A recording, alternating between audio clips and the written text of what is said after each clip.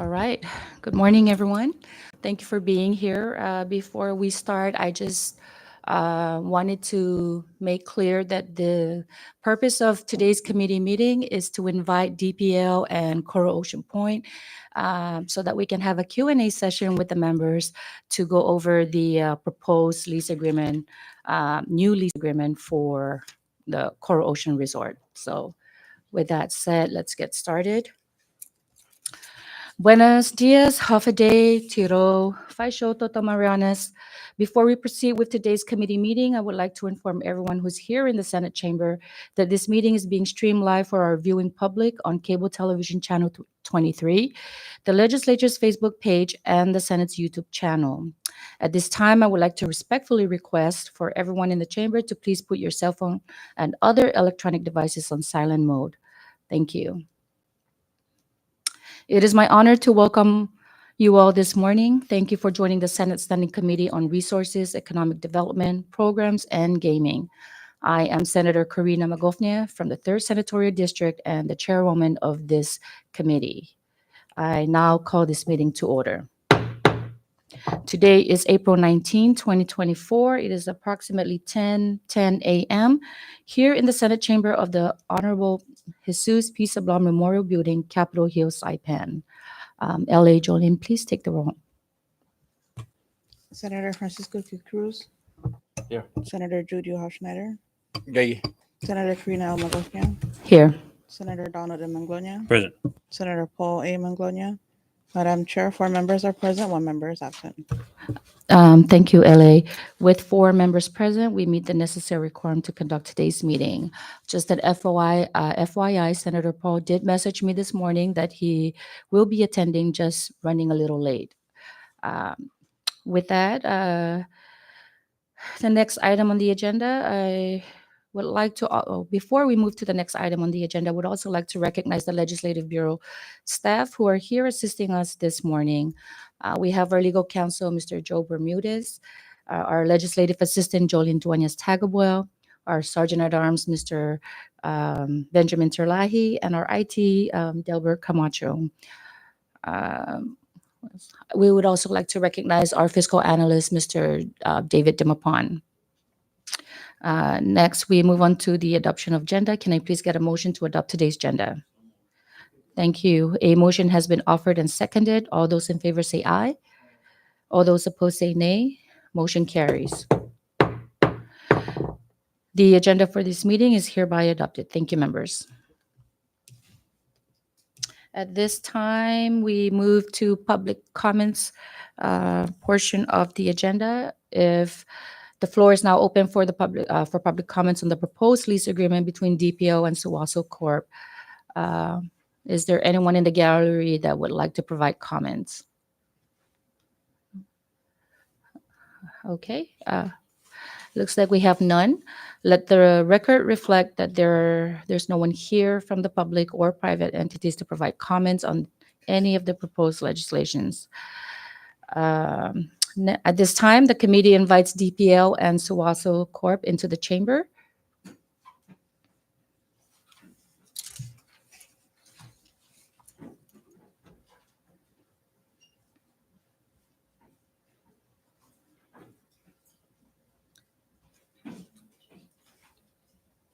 Feel free to pull some of the chairs that are available. Yeah.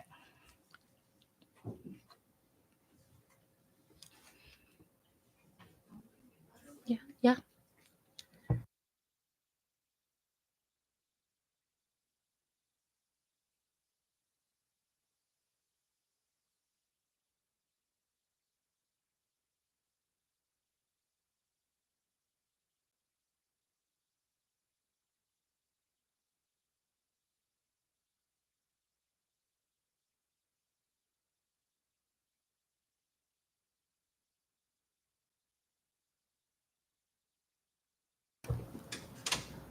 Then we can maybe start with DPL to introduce themselves and the team, and then we'll move on to Suwaso. So thank you, Secretary Santos, for making the time to come in and have this Q&A session with the committee. kindly introduce yourself and your team who are here with you, and then provide your opening remarks if you have any. Okay. Thank you.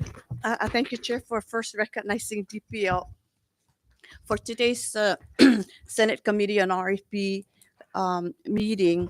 And so you earlier indicated that our appearance here 2 weeks ago in the Senate chamber was to provide testimony in support of the new Core Ocean Point proposed lease with DPL. Our appearance today is to respond, address, provide clarity, or enlighten the committee members on any of the questions that they may have or concerns with respect to this proposed lease.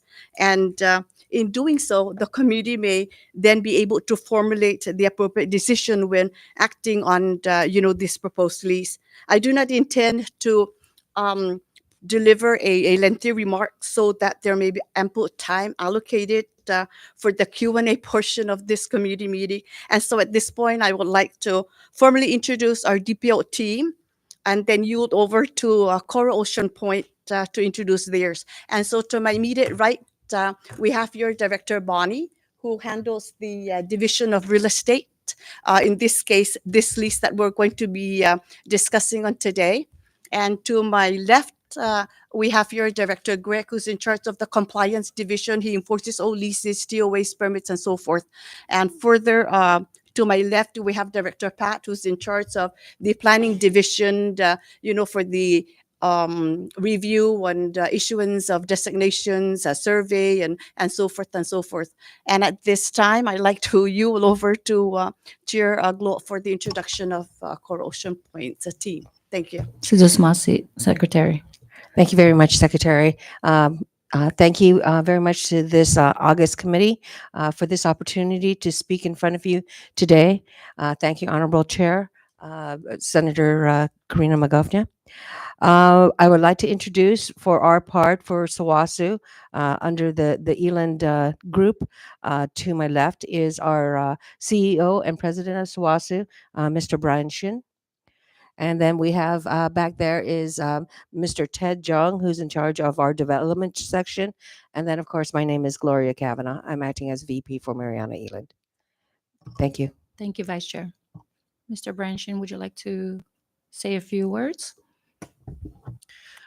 Once again, thanks for having us and giving us an opportunity to answer questions regarding our applications for the new permits. Our company has been on the CNMI since 2010, and then it's been a great journey. Although along the line we faced a lot of challenges of natural disasters and then pandemics, we still believe in that the future of the CNMI tourism is one of the best ones on the region, and that we still believe in that our company has a lot to do with the future development of the island. So we'll be very, very grateful for this opportunity, and hopefully we can answer all your questions today. Thank you again. Thank you, Mr. Shin.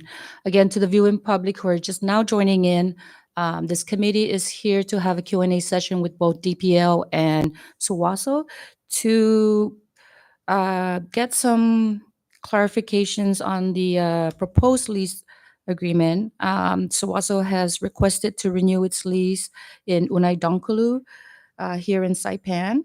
And according to DPL's letter that was submitted to the legislature, the DPL's support for the renewal was subject to the lessee's full compliance with its current lease.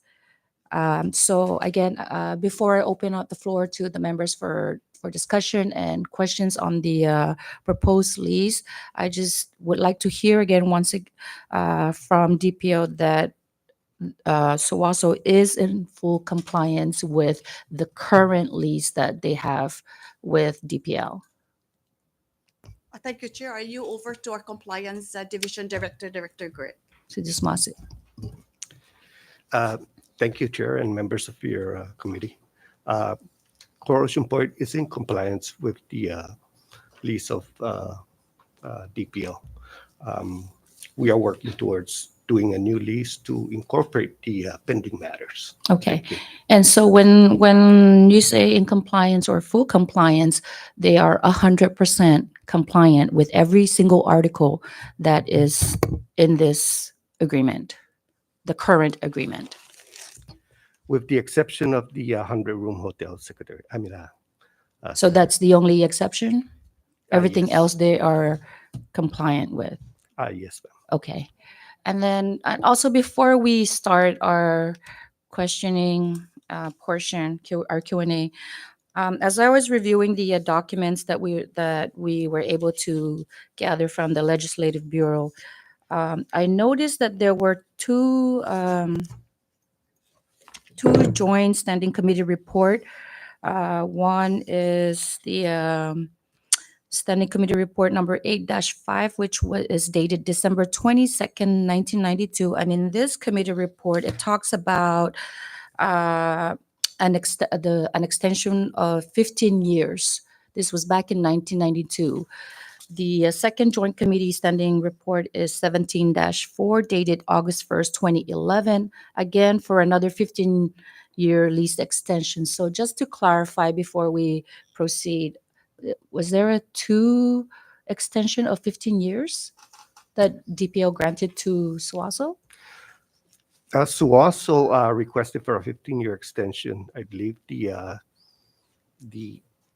legislature approved that JSR. However, Suaso didn't accept because of some of the terms that was imposed into that JSR. So the 1992 one was there was a joint resolution that was passed here at the legislature, but Suaso did not extend or accept the terms. Is that what I'm hearing? If I'm not mistaken, I'm either 1992 or 1994, somewhere around that time. Okay. The documents that I have before me is dated 1992, so that's what I'm referencing. That was before my time, or during the time that I entered the department.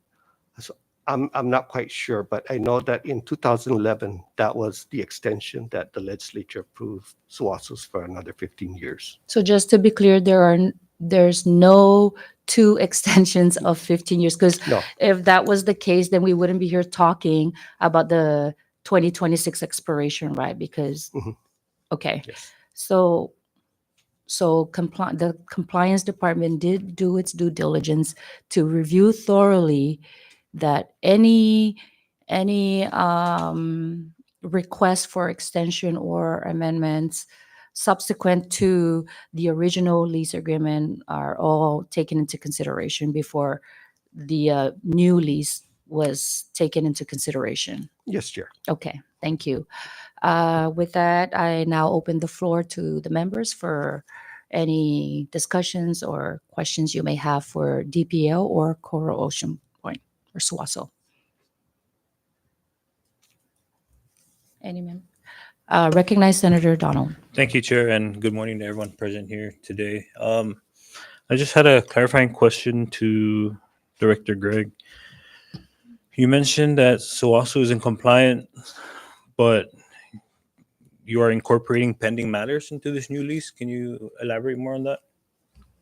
Okay, so under the lease, there's two phases to construct the 200-room hotel. The phase one was for the first 100-room, and the second phase was for the second 100-room hotel. Because of excuse me, because of the Typhoon Solar, Typhoon U2, the COVID-19 pandemic,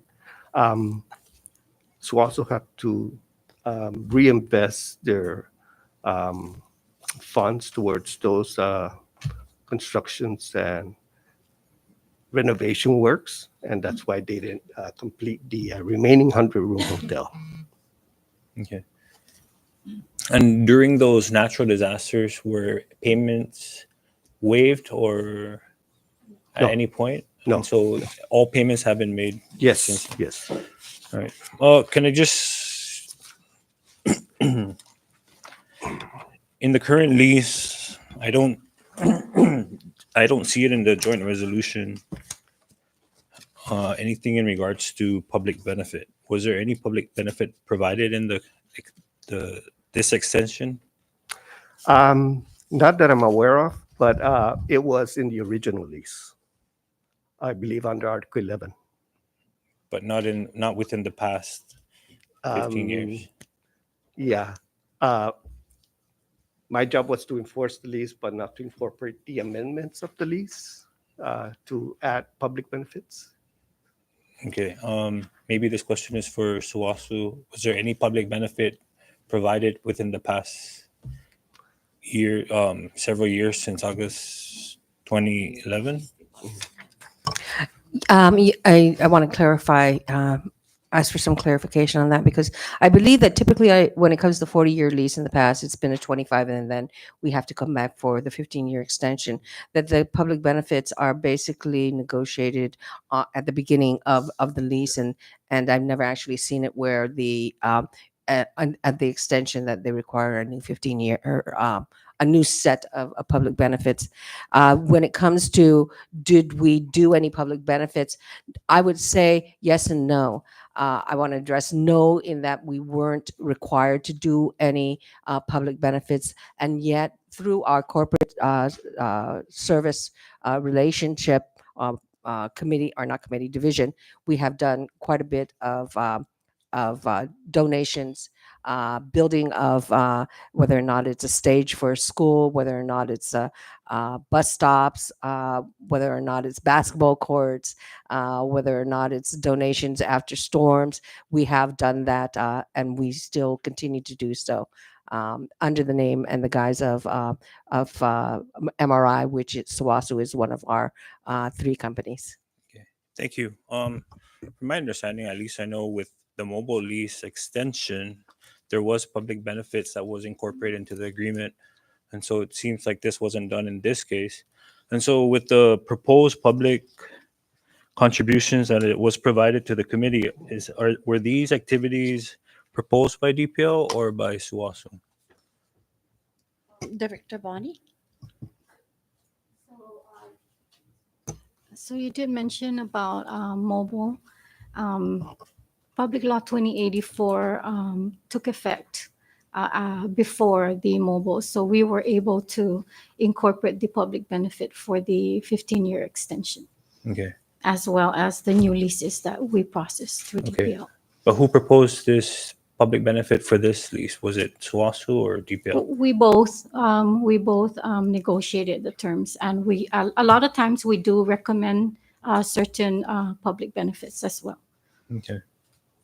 And those proposed public benefits or contributions were negotiated since about 3 years ago, if Right. I'm not mistaken. Okay. Yes. Can you elaborate on this public benefit in regards to the proposed amount of 1.8, but then the activities vary and the amounts for those activities?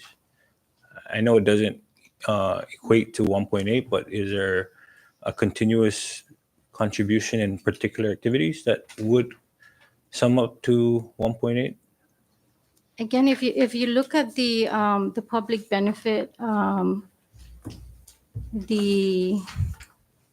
so they are proposing the 300 for the improvement project on the Gigan Beach, Ascona Road, Isley Field, to install the street lights and the asphalt roads outside of the premises.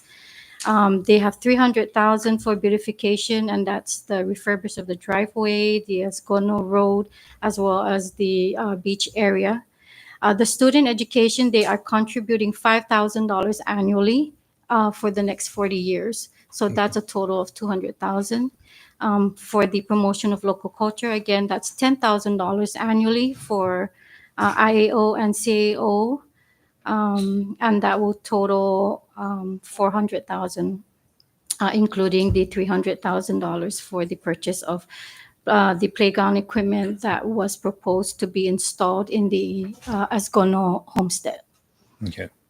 So it does equate to the 1.8 million if you add everything.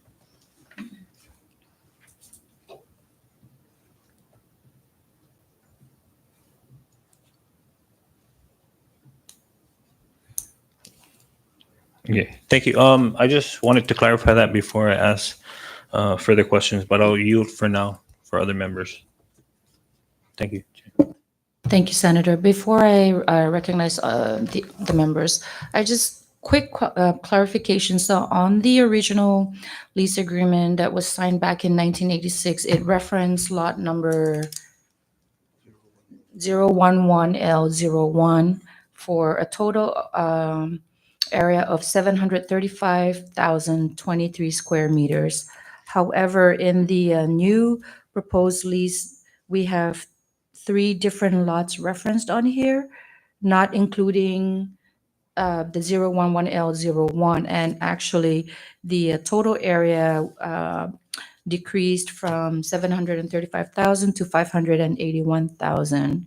So is there, obviously there's a discrepancy between the original lease, the current lease that we have right now with Sawaso, and then on the proposed lease.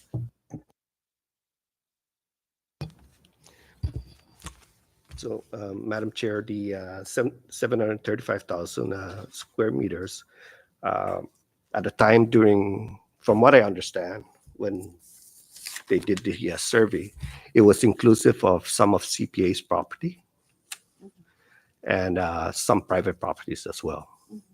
So when this proposed new lease that they're doing, they excluded those areas and including the right of way to the public beach. But the lot numbers are completely different. If Yes. you look at the original lease versus what is being proposed right now, these are 2 completely different lot numbers. So I just want to make sure that the property that is, being considered for new lease is indeed the lot number that's listed on the current lease. So from what I understand, with the past, my predecessors, before CPA was surveyed, it was unsurveyed at that time. So when they did this survey, it included part of CPA's property. So now this proposed lease, we excluded that. So did the lot numbers change then? Yes, yes. Okay, so so the one used to be consisted of all these The basic- properties, including the private properties, and then with the proposal, this excludes the CPA property and whatever the new survey says. And do we have those supporting documents to show?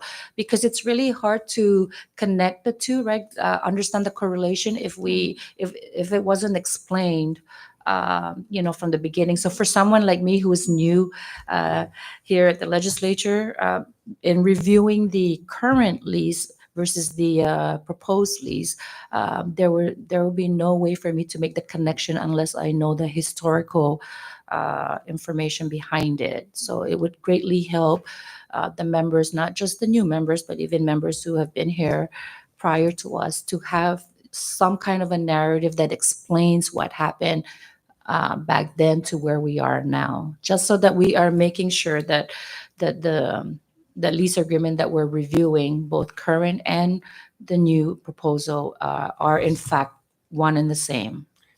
Yes, so our survey map would delineate those properties and show what is the lot numbers for the lease, for this proposed new lease. Okay. Yes, I wanted to add that if we do resurvey certain lots or parcel, they sometimes acquire new lot numbers Okay. when it's recorded. Okay. And so I guess what my recommendation is that on the proposed new lease, if it could just reference the lot numbers that were mentioned prior, that was mentioned prior in the current, that way we can make the connection between the two, because there's nowhere on the proposed lease that mentions the 011L01. It just went straight to 2, 3, and 4. So again, just for not convenience, but for, easier for us who's reviewing, who don't have prior information, can easily connect the dots. Okay.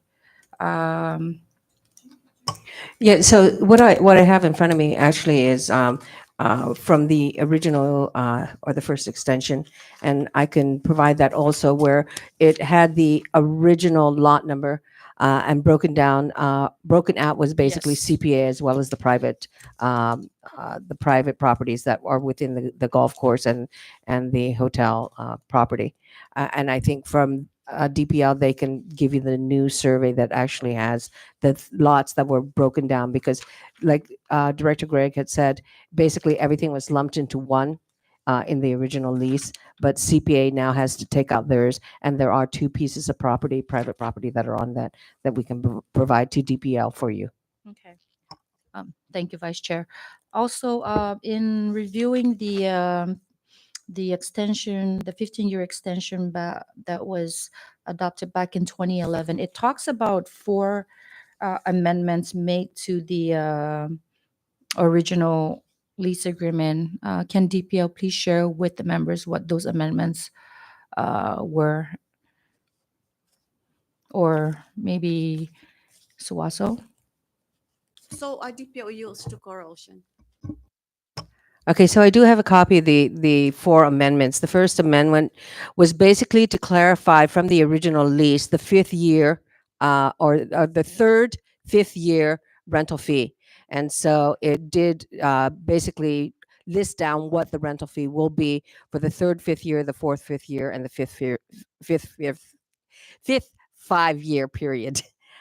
In because the original lease basically just had the first and then first 2 years, the third to the fifth, and the second fifth 5-year period.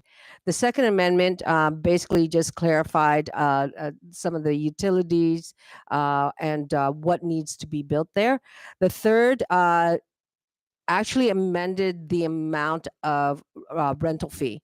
I believe that during 2007, it was really bad as far as financially here. And so it was granted a reduction of lease payment, about 50% for March 7th through September 8th. And then the Fourth Amendment extended that reduction all the way through February 10th of 2011. Okay, thank you for that clarification.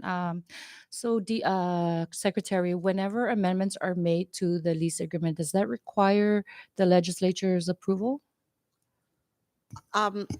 Not with amendment from what I understand, but with extension, with extension, yes. Okay.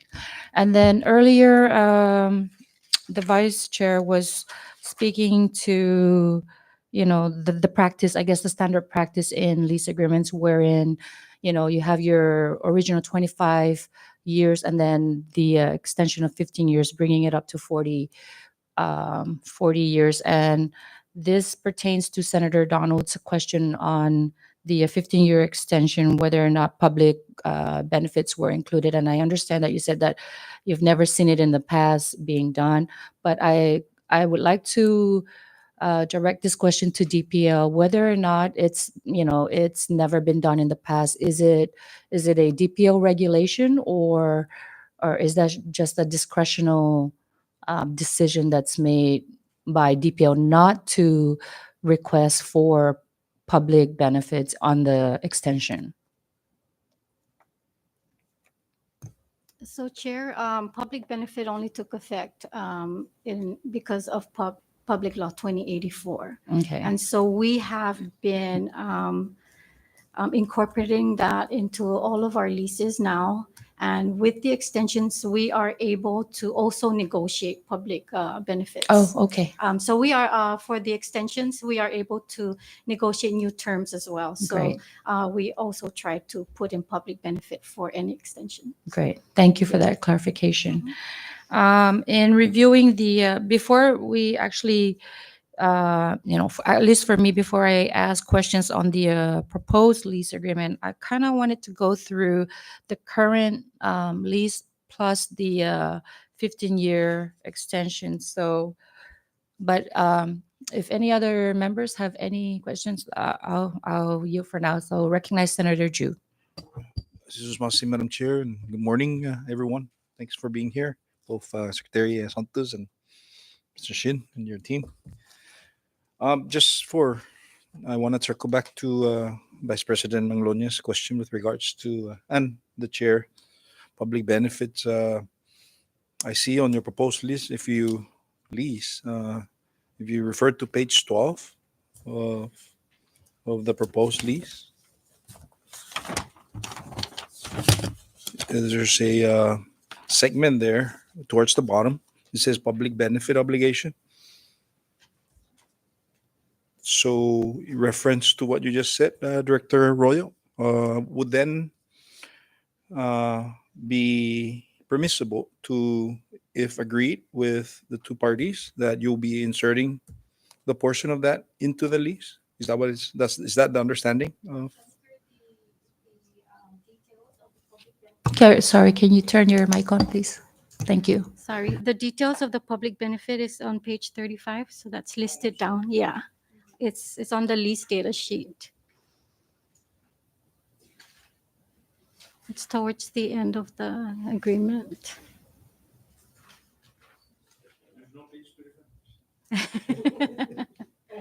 Yes. Thank you, Director. You're welcome. Yeah, there's a lot of pages, but thank you for pointing that out. So, um, just for clarification, can you repeat again when you enumerated the $1.8 million public benefit? What are the? You mentioned something about there's annual. Obviously, there's one that says annual, Yes. but the Northern Marianas Descent annual scholarship. Yeah. Is that something new that it's being deployed with this particular company? Yeah, no, not just with COP. We've had several leases that we've executed for the past couple of years for for scholarship directly. DPO used to administer the scholarship program. However, just recently we had a legal opinion that DPO shouldn't be administering so we are looking for an organization that to administer the program, because no government agencies are able to do that based on the legal opinion. No government agency? Yes. So right now we have not done these issued out scholarships for the past year. Okay, so perhaps maybe a NGO, no, or Right. perhaps no. Yeah. So Okay. we're trying to find. I would like to say just give it to the minister, like a the CNMI nonprofit. state or the Shifa or someone here. Yeah, no, if we it's like the project, we no. went through them, but unfortunately, we got the legal opinion that no government agencies are able to do that. It's not in their It's blue money, no? Such DPO, no? It's indigenous money. So right. I get it. Thank you for clarification. But just okay. So now that I'm clear with that, is there an appraisal report for the new lease property, or is there something in the package that is provided, We didn't provide the or is that the permissible for us? Or? Yes, we didn't provide the appraisal reports, but Public Law 2084 does require 2 appraisals from the lessee. And it can be answered by any of the panels. So, just for clarification, Gloria, do you have any? I don't have it on me now, but we did do 2 appraisals. One appraisal was done by LBT. LBT, and then the other one by FD. And with that, they took basically the average of the appraised value of the property. Yes.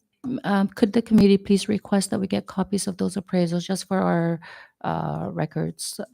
Thank you. And also copies of the amendments, Vice Chair, if you don't mind, if you could provide the members with the copies of the 4 amendments that were made to the original lease. Thank you. And then I'll yield back to other members. Is first of all, thank you, Director Greg, for the clarification on that they continue paying their base, no, their obligation. So just for the viewing public and for us to be able to understand the work that the company had put into to get back onto where you're at today, post U2, post Sudulor, post COVID.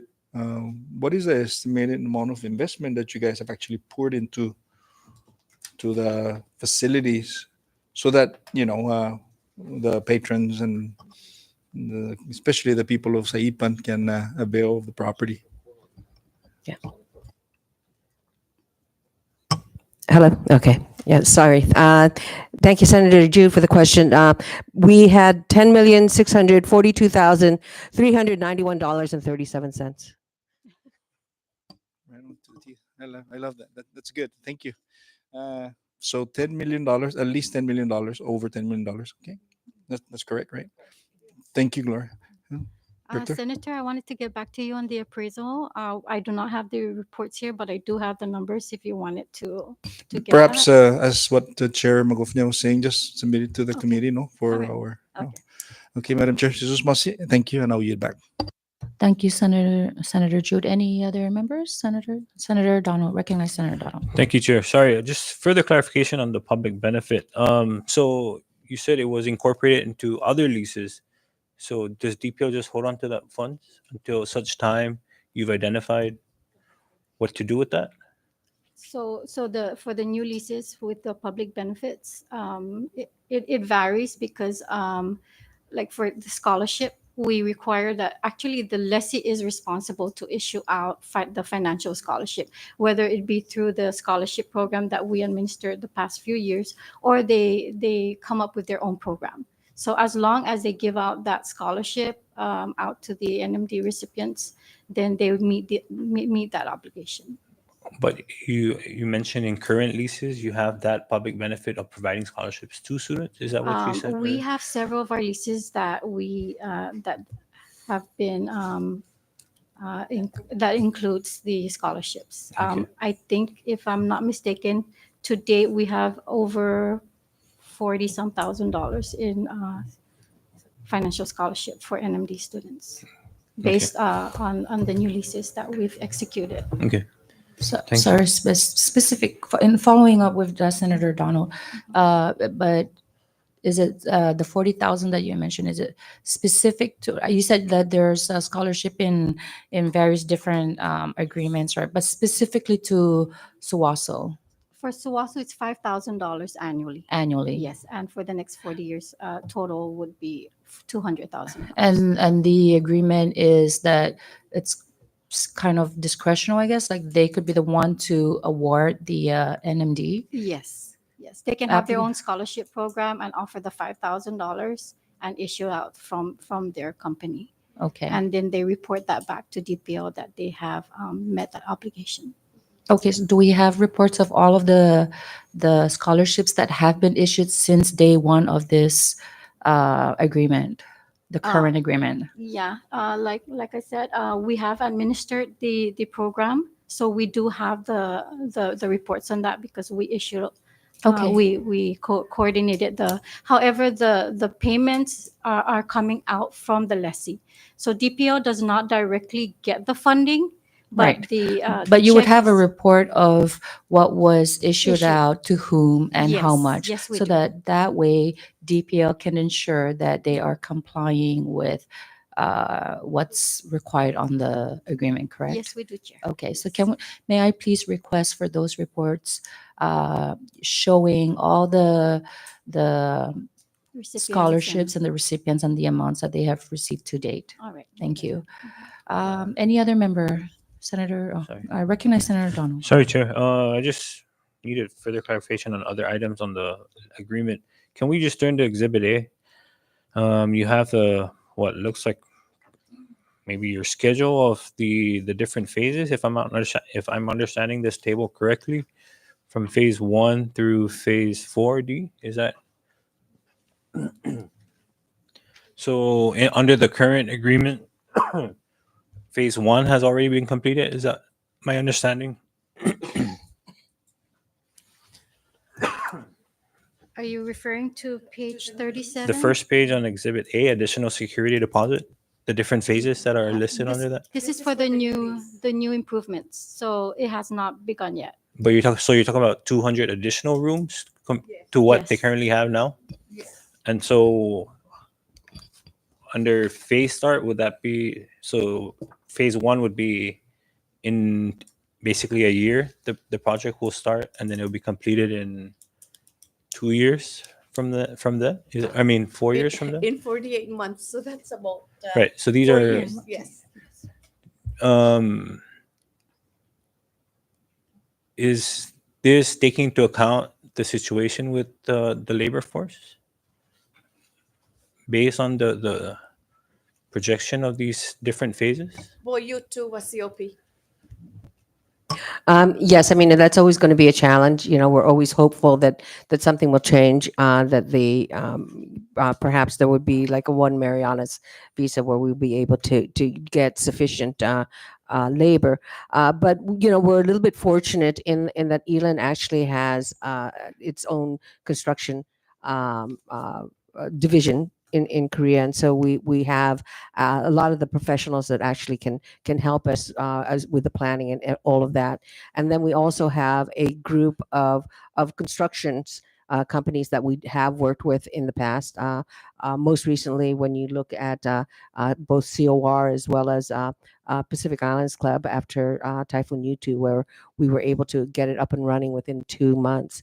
And so we believe that we would be able, using 5 different construction companies that we deal with on a regular basis, as well as our professional services that are going to be brought over from Korea through whether or not it's a B1 visa or whatever it is, that we will be able to get these phases done on a timely basis. But CEO will answer. Well, revert back to your question. I think if we can get the workers due to the visa problems, obviously we're going to pose the problem. We're going to have a problems, but we're just hoping that government can work with the investors and the community, that this worker situation can be helped by the regulation changes or whatever needs to be done. I think you have a concern on our current schedule based on the fact that there might be a shortage of the workers. Is that Right. yeah? So my concern is that it looks promising. I mean, Yeah. 200 rooms, but come 2029, when you're not able to fulfill this agreement, and so there's going to be changes made to the agreement, and so I want to Well, make sure that this 200 rooms is something that is realistic. and Our intent at this stage is that we look at the situation as it is and hoping that there is an opportunity for us to fulfill the lease. But again, as you can imagine, for last decade, I mean, there are some unforeseen circumstances happen. But again, do we need to incorporate that unfortunate incident into our plan? Probably that. I don't think that's the right way to do the applying the permits, because we really try to do this under the circumstances. Right. Yeah. I mean, natural disasters, right? You can't Yeah. predict, but something like shortage in labor force, something that we know is going to happen.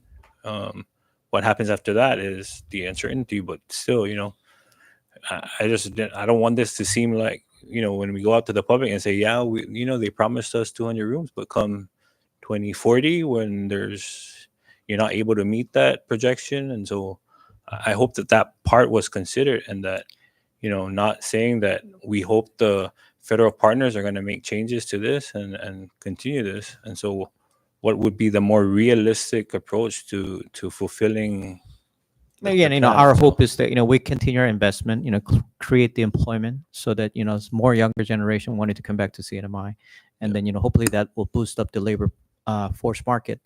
But again, do I see what's going to happen in the next 10 years? Probably I won't be able to do so. But again, at this stage, we're hoping to fulfill our lease based on our projection. Thank you. And I understand that. And, like I said, Yeah. the legislative process is a one-time, I think, process. Whatever happens after we approve this legislation, there can be so many changes to that after. And so prior to our support for this legislation, we want to make sure that we at least see it on a more realistic approach. If your concerns becomes reality, which I also see that's a good possibility, then hopefully we can work with the legislation and see what we can do at the time. But again, we don't. By then, we it will don't just intend be to between you and DPL. And we don't whatever that may intend be. to. Again, our intention is to fulfill the lease as we plan. Yeah. And I hope that's the case. Oh yeah. Again. Yeah. If I may just add to that, I think that, working with DPL, what we've done is we tried to break it down into sub phases in order to make sure that it's a little bit more possible to complete everything as we had agreed upon. Instead of going in and saying, okay, boom, there's just one big project, we actually broke it down into sub projects, and we did this by negotiating with DPL. So, for instance, the luxury 100 rooms are broken down into the center, the ocean villa ones, and then the side ones. Unfortunately, you don't actually see what the development plan looks like, but it is broken down into where we can actually do it in sections where not everything is happening at the same time. Thank you. I'll you for now. Thank you, Senator Donald. Recognize Senator Cruz. Thank you, Madam Chair. And good morning, Secretary and family of TPL and also. Good morning. I just want to clarify this. The investment plan is this correct? 30 million worth for this new list? Yes. Also now If I can clarify that, though, it is 30 million. It's actually 25 because the first $5 million is actually going towards compliance. okay. So are these investment plan new, or some of these are existing structures? They will all be new. New. Yes. Okay, because I see on you mentioned the taxes that the government will be collecting: hotel tax, bar tax, BGRT tax, lease rent, corporate tax. What about infrastructure developers tax? Are you paying those, or it's not included in your development? I don't think that is actually part of DPLs. Yeah.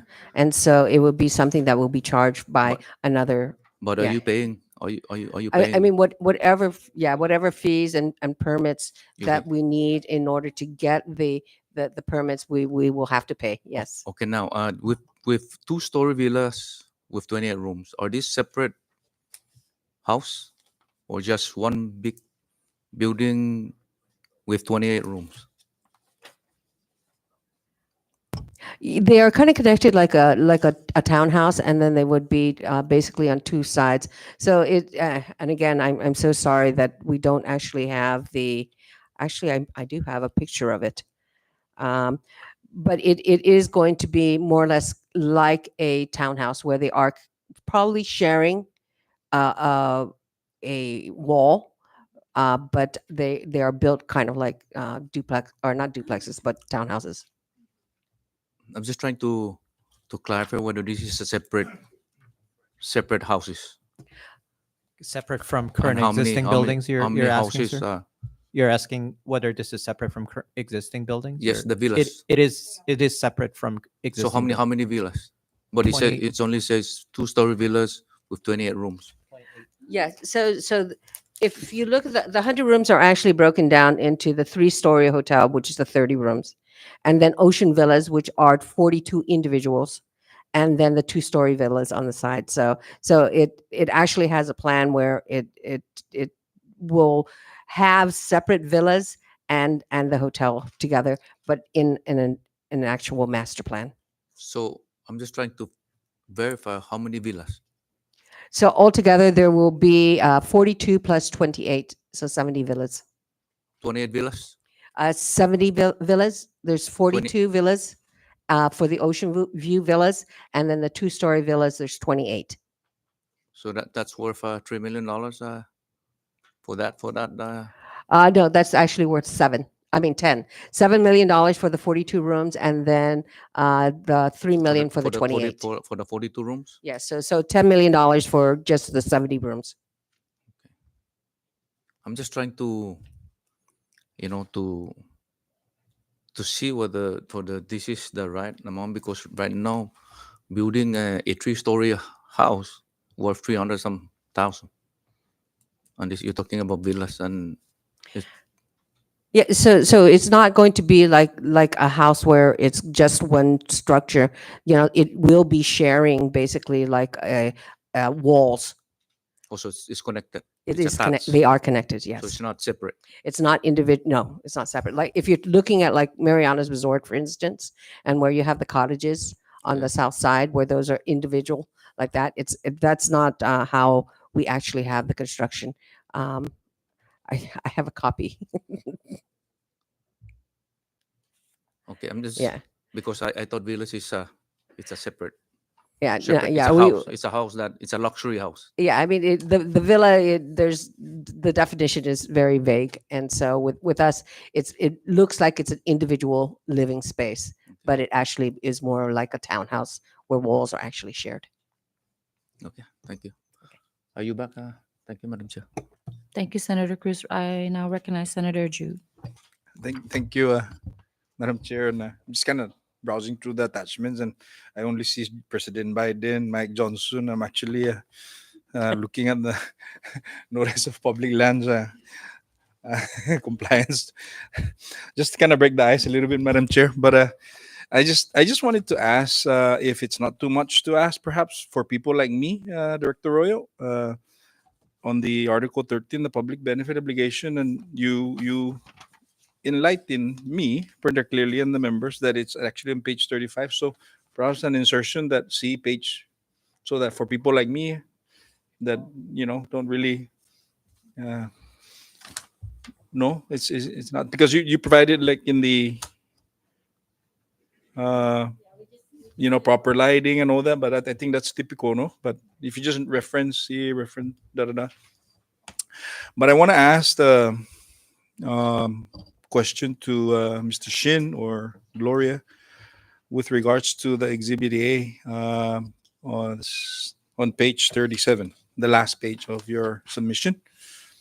Over the last several years, there's been like a major transformation, no, from the past 40 years or 30 years for that matter, let's see 20 years or even 15.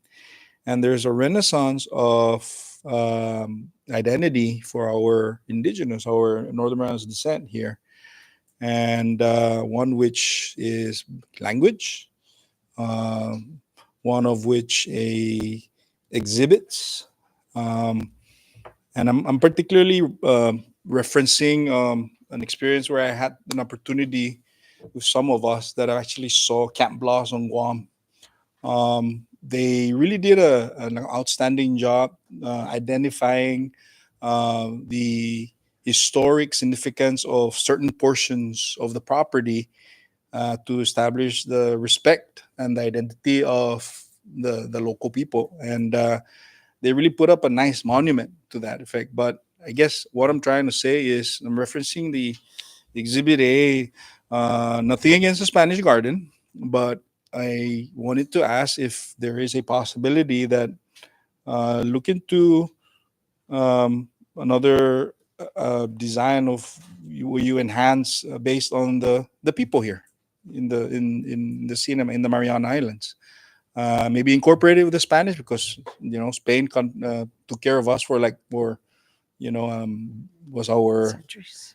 uh, motherland for over 500 almost 500 years. No, there's a lot of influence, but we wanted to go back further to pre Spanish times to see if you're able to identify some of those, and not just the Chamorros, but of course the Carolinians as well, the follow us. See if we can put that as a part of the property, so that when our visitors come in, whether from Korea, from Japan, from China for that matter, when they go to COP, they say, "Oh, this represents that. This represents this." And I think with the substantial amount of the cost that you're putting in, you can definitely put in a very nice exhibit within the property. So I wanted to, Madam Chair, to kind of just toss that recommendation out. I'm glad that I'm getting this opportunity to discuss some of this. And typically, during my past experience, as far as entertaining a lease for consideration, there's exhibits like, I don't know, Gloria, can you share some of that to the legislative members so that maybe we can read it and then have a look at the nice color prints, in terms of your proposal, if it's possible. Yeah, Senator, we will put together a mock-up of our master plan for the property, because I think that once you see it, then you understand basically a lot of the definition of what we did with the villas. It is a lot of we chose kind of like the Spanish style to begin with. We do have Spanish gardens that we've built before in Korea, and they've turned out very very nice. And it's something that the owner of Elan really wants to bring to here. But you will see that there's a lot of places where we can add in the local culture. Both the Rafalasha as well as the Chamorro, that would go very well actually with the master plan that we have. And so what I'm saying is that we will very much be aware that we should do that, and there will be a lot of opportunity just looking at what we are planning on building to actually incorporate it into the plans. Thank you, Gloria. Before I yield back, Madam Chair, one other suggestions that I want to make is for consideration is the indigenous plant materials. There's a lot of native plants that some of them are probably near extinction that perhaps you can incorporate into the property. And again, these things just to be part of the we're partners already, so might as well be partners, in that regards to the details. I remember back in my younger days, there's a beautiful lighting at night that allows for night golfing. Is that part of the plan, or is it? Let me answer that. We were looking into that because there's always feedback from our tourists that there's a lack of venues at night. However, we also got a feedback from BCQ that because of the lighting interrupt the marine creatures, I think we're not actually able to put the lightings. Also, there's another concern is the runway of the airport. So we have to be we're very restricted on the in terms of heights, also lighting and night, because of it might, again, this is something that we heard when we inquired. So this needs to be further looking, and we need to look into this a little bit more further. But at this particular point, we have no plan to put the night golf at this time. But however, if it makes sense for the business, you know me, and we're more than welcome to explore it further. Yeah. Thank you, Brian, and I'm gonna yield after this last statement, Madam Chair. But I wanted to say to everyone that I've never seen a very healthy and a lot of those lagua. I've never seen so many lagua hanging out in any place other than this one hole over in COP. I think it's hole number, whatever hole number that is, but it's so fascinating that I actually took a photo of it, and I highly encourage that you keep that environmental steward and the shoreline especially, keep it going, because it can actually be a very attractive spot for your visitors, not only your visitors but also to our community members here. So yeah, I just want to toss that on. Thank you, Madam Chair. I yield back. Thank you, Senator Hofschneider. Before we continue, I'd also like to recognize the presence of our senator here from Saipan, Senator Babalta. Please feel free to join us here in the chamber. I'm sure you have some questions perhaps that you would like to address to both DPL and SUASO. But members, if there's no objection, I saw that our fiscal analyst had his hand up. Is it okay if we? No, just okay. Thank you. Recognize fiscal analyst Demapon. I just want to address this clarification to SUASO Corporation. I'm focusing in your investment plan of $30 million, of which $7 million is for the Ocean View Villa with 42 rooms, right? And then we have $5 million for the construction of 100 rooms, right? Then we have another $5 million for the 3-story, hotel with, I think, 30 rooms.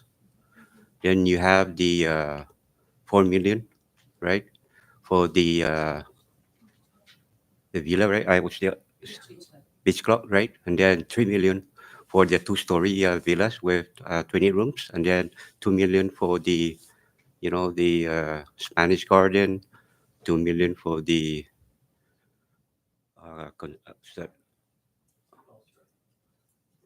Restaurant, and then another 2 million for a new golf starter building, right? So total of 30 million. My concern here is this: when you look at your projected financial statements, statement of cash flows, balance sheet, and income statement. Let's take a look at first on the statement of cash flows for year 2026 on the financing side for these projects. I don't see any money there to finance these projects. That's one question that I have. And then when you look at the balance sheet, the projected balance sheet, it's showing approximately $1.5 million. Now, if there's a commitment here for this project, to finance approximately, of course, it goes by phases by phases, but we need to know the commitment on the financial side, the financial capability of this company. We don't have also the latest, audited financial statement for Suazo Corporation. We don't have also the latest interim financial statement from the company. So that we can see your financial capability today, your financial condition. And that's one of the points that I would like to point out to you. And then on the other side, DPL, I look at the website of OPA, the latest audited financial statement is showing only as of FY 2020, right? Then 2021, 2022, 2023, we don't have those audited financial statements posted by OPA. Now, we're also requesting, if you can, Madam Secretary, to provide us those, because we want to see whether the outstanding accounts receivable on long-term leases are included for Suazo if they are still outstanding amounts that DPO is owed by, Suazo. We want to verify whether you're really been up to date with their, with the leases. And then going back to Senator Cruz here, he was asking about the infrastructure 2% tax. I think of this investment of 330 million, if we do the math, we'll get approximately $600,000 for that fee to come into the, to the general fund if this construction or this investment goes through.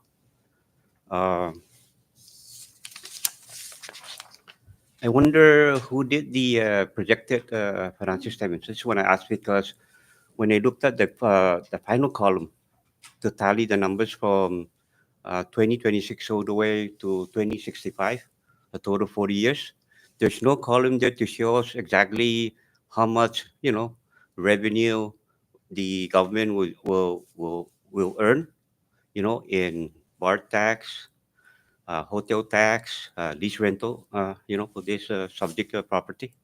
So, I just want to find out if you can also provide us that information and also determine whether that projection is still in line with your plans, because when you see the occupancy rate, the hotel occupancy rate, it averages out approximately 70% all the way throughout the projection. And as you know, the state of the economy right now doesn't add up to that rate. And we have an expert here from the tourism industry, Ms. Calhan, right? You can attest to that. So those are the things that I'd like to point out, is to make sure that we are on top of the projection with the reality that we are in today. Thank you, Madam Chair. Suzus Masi, Mr. Dimapan, those are some really great points and questions that you are asking, which kind of leads me to my questions. But any other members that would like to ask before I go with my line of questions? Madam Chair, not really asked, but maybe I'll just bring this up. I'm not sure if Senator Paul is going to make it in time, Okay. but this was something that he has brought up, and I don't know if it was in this meeting, but also part of Senator Jude's consideration with the local or the exhibits with all this culture. Also look into the agricultural aspects and how COP can assist with that. And so he's been trying to think about how to incorporate into whether it be in this agreement or do it separately and make it a Commonwealth law so that it can be practiced throughout. But moving forward from now and until whatever other leases come through, we want to try to push for that agricultural aspect in terms of buying from locals before having to go outside. And so I don't know whether we're going to try to incorporate into this agreement, or this is something that COP or SWASU could include as part of its master plan, if that's something that SWASU might be amending to before you present it to the committee. So I hope that that's something that can be considered, and if so, how will SWASU move forward with that request? So I just wanted to mention that. I know Senator Paul, knowing Senator Paul, it may come up again, but in case we don't get this opportunity again, I would be remiss if it wasn't brought up today. And so, thank you, Chair. Thank Senator Donald. Yes, we did in fact have that conversation in this committee, in where we would like to have that conversation with both parties to see if they could incorporate our local farmers, in the agriculture industry. But we can discuss that later on. But yes, we should touch on that later on. Before I recognize Senator Selena, did you have some? Yeah. Okay. Do you want to ask now, or? Okay. I recognize Senator Selena. Thank you, Madam Chair. I'll just say from the outset, based on this draft proposed lease, I'm not inclined to give a favorable vote to it. I have some concerns, but before I get into that, I would like to ask for further documentation from ELAN DPL. My first major concern is based on a letter of March 27 to DPL requesting for all the public land leases, which I got. Thank you, Secretary DPL. They were very timely and prompt in their response. Under item number 66 of that spreadsheet that you gave was the lease for Suwasu DBA Coral Ocean Point. And in that spreadsheet, it says that the CNMI government is leasing up to 735,023 square meters of lot number 011L01. However, in the draft lease, there's several different lot numbers, of which the lot number I mentioned, 01L01, is not mentioned in there. It says lot number 011L03, 011L04, and 011L02, which is a right-of-way. And in the spreadsheet, like I mentioned, it stated that Suwasu is leasing 735,023 square meters. However, when you add these up, it only amounts to 581,585 square meters. So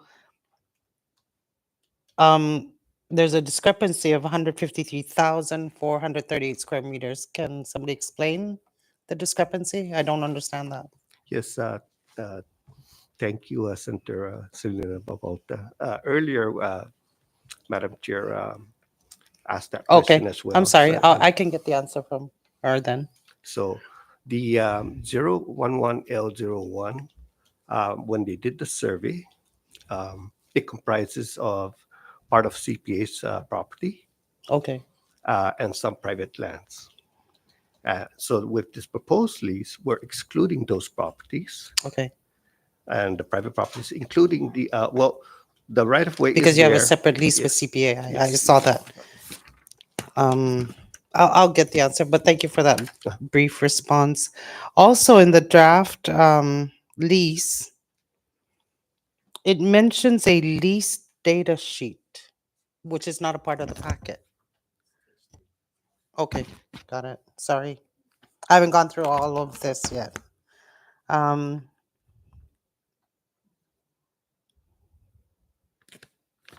and then most of the other questions are recommendations really to the committee that I will be making, which doesn't necessarily involve DPL or SOWASU, but it's something for the committee to consider. They're just primarily recommendations such as like having the NMD have a greater stake on these public lands. For example, an NMD discount for SWASU to consider or negotiate between DPL and SWASU. But those are just recommendations I will make to the committee in writing. But for now, I will yield to the chairwoman. Thank you, Senator Babauta. Did you have any more? Okay, go ahead. It also mentions lease agreements with CPA, Micronesia Resort. Can we get copies of those? Are they included in the packet? There are other lease agreements that SOWASO entered into or DPL. It's not in the actual lease package that was given to you by DPL, but it was provided to DPL. Okay, If you wish to have that, DPL has them and I'd we'll be like able to to get get. a copy of Go ahead those. and submit to OGA and we'll provide those copies. Okay. Thank you. And also, is the current lease in this packet what they're operating on now? This is a draft proposal. No. Can we get the current lease? I can include that in your report. Sure. For comparison purposes. Yes. So the existing. Yes. That's all I have, Okay, Madam Chair. Senator Babauta, we do have copies of the current lease agreement, which we can provide to you. I've and the 15-year extension as well. But what we requested from SOWASO are copies of the 4 amendments that were made to the current lease. So they will be providing that committee with that so that we can have time to review and ask any additional questions if we have any. Speaking of the amendments, typically when an amendment occurs, right, to a lease agreement, obviously the agreement is modified. What were some of the new considerations between two parties that occurred within those amendments? So let's start with amendment number 1.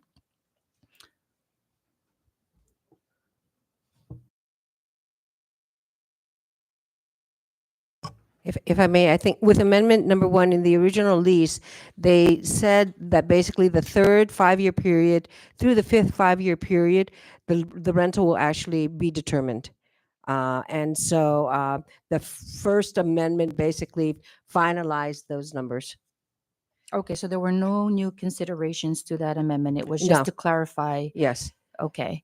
So it was a certain amount, like for instance, in the original lease, the third, 5th year or 5 years would be $110,000 or a certain amount of BGR. Yes. And so the BGR was not determined back in the original lease, but the First Amendment actually put it at 3%, continue on basically what they had done in the original lease. Okay, because I was coming to that question, but it looks like you've already answered. It's kind of vague actually on the original lease. It just says the third 5 years, the fourth 5 years, and fifth were all, they had the amounts there or the rate to be negotiated in accordance with Article 6. And I wanted to ask DPO whether or not those rates were negotiated, and if they were, what were those rates?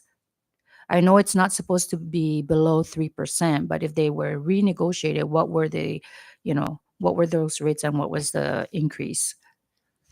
So on the amendment of that of Article 5, it identifies the 3% BGR. As So there part were of- no changes. It stayed at 3%. and clarified the third, fourth, and 5-year annual lease rentals. Which were, did it also stay at 3% or did they increase? No, it stayed. Any reason why there were no increases in the total of 15 years? I'm not sure, Madam Chair. These were higher ups that I wasn't part of that negotiation. Okay. Okay. I just would think that within 15 years, that any, that the business itself would have generated revenues. And the whole point of being in business is to generate profits, right? So within 15 years, I would assume that, Suaso has generated enough where they are making profit. I don't know what the data says because we don't have access to that information, but I will get to that because I would like to request for DPL to submit those documents to the committee so that we can review them and have a better understanding what happened, within this lease. So the questions that I will be asking is with the current lease now, because I feel like we need to address the current lease before we can even move to the proposed lease. So please bear with me as I ask my questions just to get clarifications. If we look at the original lease and maybe Jolene, do we have a copy of the original lease that we could provide to Senator Babalta so that she can follow?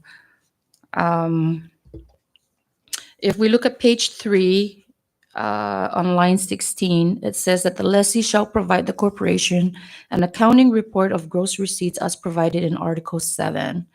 I guess the question is to DPL. Does DPL have all of these accounting reports of the BGR from inception to date?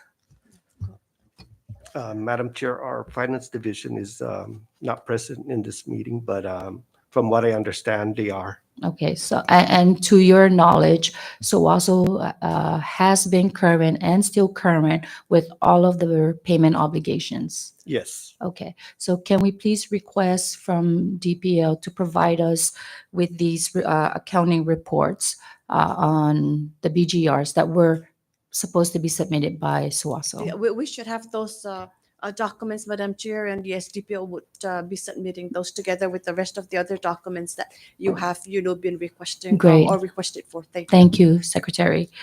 Moving on.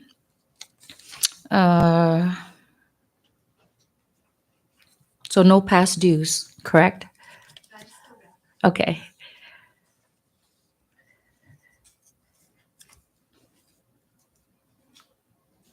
And if there is, the compliance division will not hesitate to issue a violation or default.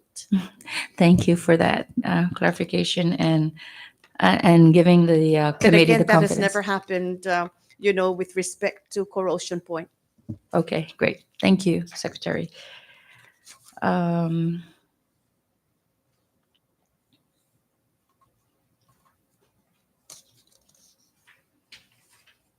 Also, on the same agreement, page 5, line 12, the lessee shall not later than 45 days after the end of each calendar year of this lease agreement submit to the corporation certified financial statements and a detailed report of the gross receipt for such calendar. I guess this is where the fiscal analyst was going with that. If we could please get the certified financial statements from Suaso, provided to the committee members from inception to date so that we can review those. If I may, Chair. So our 2023, as it was basically also for probably 22, 21, and so on, we actually do a comprehensive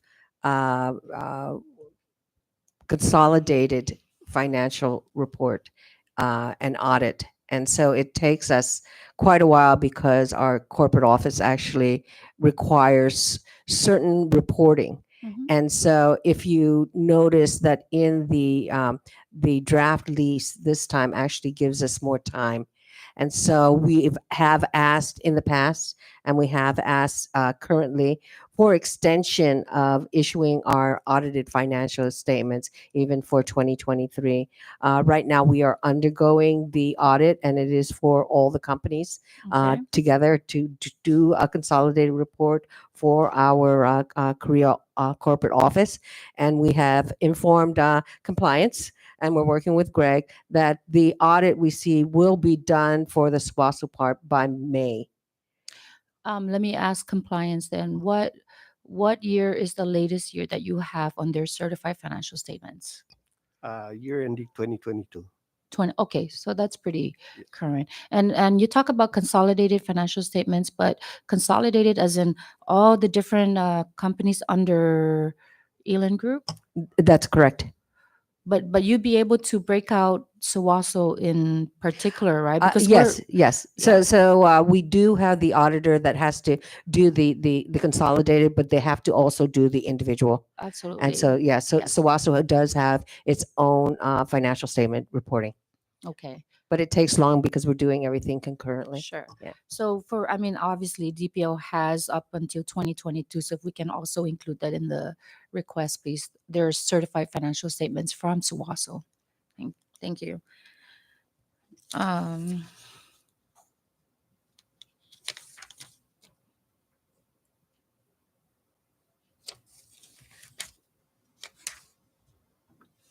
under page 7, Article 8, construction plans, specification and estimates, line 9. The lessee agrees and covenants that within 3 months and no later than 6 months from the effective date of this lease agreement, it will, at its own cost, risk, and expense, submit to the corporation complete construction plans, specification, and estimates of the championship 18-hole golf course and cottage-type resort complex. I guess DPL, can you confirm if this has been complied with? Yes, Madam Secretary. Yeah, they have to, Suaso has turned in various of their construction plans in certain phases. Okay, and just for my personal understanding, what is considered a championship 18-hole golf course? That you could My help us unders- visualize what My that is. understanding is this is a certified course by Professional Golf Association of United States, and then I think Coral Ocean Resort is the only certified LPGA course in Sinamay and Guam region. So I believe that's what it calls championship courses, where they can hold up the championship under the flag of PGA. But again, I could be wrong, but I'm pretty sure that's what it is. Okay. Yeah. And is there, I don't know, some kind of a reference guide that we could use to compare what the CNMI has versus the others that are, in this category type? In regards To to the- championship yes. course, I mean, we just want to make sure we're comparing apples to apples, right? If we're talking about having a championship 18-hole golf course, that when we look at other locations that are within that category, that we can. I will get back to you on this because I do need to do some researches on see if there's any other champions course existed or what kind of certification record we have. Sure. Yeah. I mean, but I guess let me ask DPL, what is your understanding of what a championship 18-hole golf course should look like? I think our understanding or our explanation is very much similar to what Brian had just explained. So we have a visual understanding of what the golf course should look like. I guess what I'm saying is because I drove by the property yesterday, and I just want to, I mean, the grass is brown, obviously. It's a dry season, so Sure. yeah. But I mean, if we're gonna, and I'm not trying to be picky, I'm just trying, I guess what I'm trying to ask is whether or not we have some form of guideline where we can compare what is being said on the agreement versus what is really there physically. Okay, so in order to be a championship course, you actually have to go through a US PGA certification. And so we've gone through the US PGA certification. Okay. So we can actually give you lead you to a copy of the book as far as how to certify it. And I believe the certification also was done by, or redone basically by individuals on Guam that were, and I can't remember the organization, but Guam did have individuals that could certify and recertify. Okay. So the USPGA actually does have rules and regulations in order Okay. to call yourself that. Thank you. Thank you, Vice Chair. If you could please share that with us, that would be great. Also, are there any specific standards of what the golf course should look like? In terms of Being in that category? again, I'm not an expert on the designing courses, but my understanding is that there's a certain length needs to be displayed. Okay. There's undurations and course rating needs to be met, Okay. and then obviously the pin placement for the championship is differences. I mean, those are the time of the tournaments or the game, but in terms of a physical aspect of the course, I do believe Coral Ocean Point is met those categories. Yes. Has Coral Ocean Point held any tournaments? Not recently during the COVID. I mean, we have local tournament, but I don't think that what it counts. But I my mean, understanding, we back in I need some help on this before my time. So I believe we had some events. We had a mini game actually held in Coral Ocean because it's a certified championship courses there Sure. too. So we've never had any PGA tournaments held at Coral Ocean Point. Not that Ever I since we- record. Okay. Not that I recall. Okay. Yeah. Are there any plans to solicit or invite some of those championship games not at this over? particular time, but hopefully we have an opportunity. We have some plans for pro-ams events. Okay. But again, that's something that we're thinking of in next year or two. I mean, if this lease goes through, you would have 40 years plus 15 to plan it out, Absolutely. right? And then, So hopefully we're in a position we also to want host to that. try and make the CNMI be a Absolutely. destination. That's our for- objective. Yes. Okay. Yes. Also, okay. Also on the same agreement, page 8, section A, line 1, on-site, off-site utilities plan. This talks about a provision of access road from Isley Field Perimeter Road and Asgono subdivision to Unai Dankulu Public Beach area. Is that done? Yes. Okay. Number 2, sewer connection to Agigan Point sewer treatment. Yes. Okay. Water connection from island-wide water system and provision of on-site water well and storage system. From my understanding, yes. From your understanding, can you get us confirmation that it is indeed complied with? So you can turn that in later. Well, number 4, relocation of power transmission line to airport navigational tower to perimeter of golf course. If I could yield to Coral Ocean Point. Okay. Madam Chair. As far as I know, there's no transmission line going through the golf courses. So is there a reason why this was included in the agreement to relocate it? Well, at this point, but I have no privy knowledge of what was built in back in 1980s. Okay. Yeah. Okay, so then,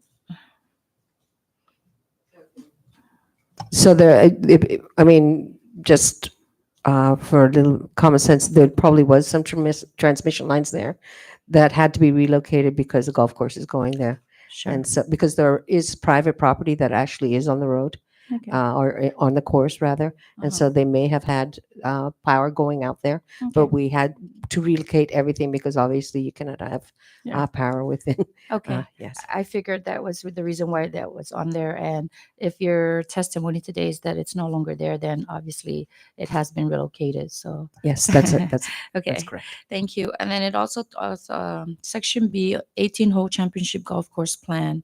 So number one is clearing, grading, drainage, and erosion control. That has been taken care of. Okay.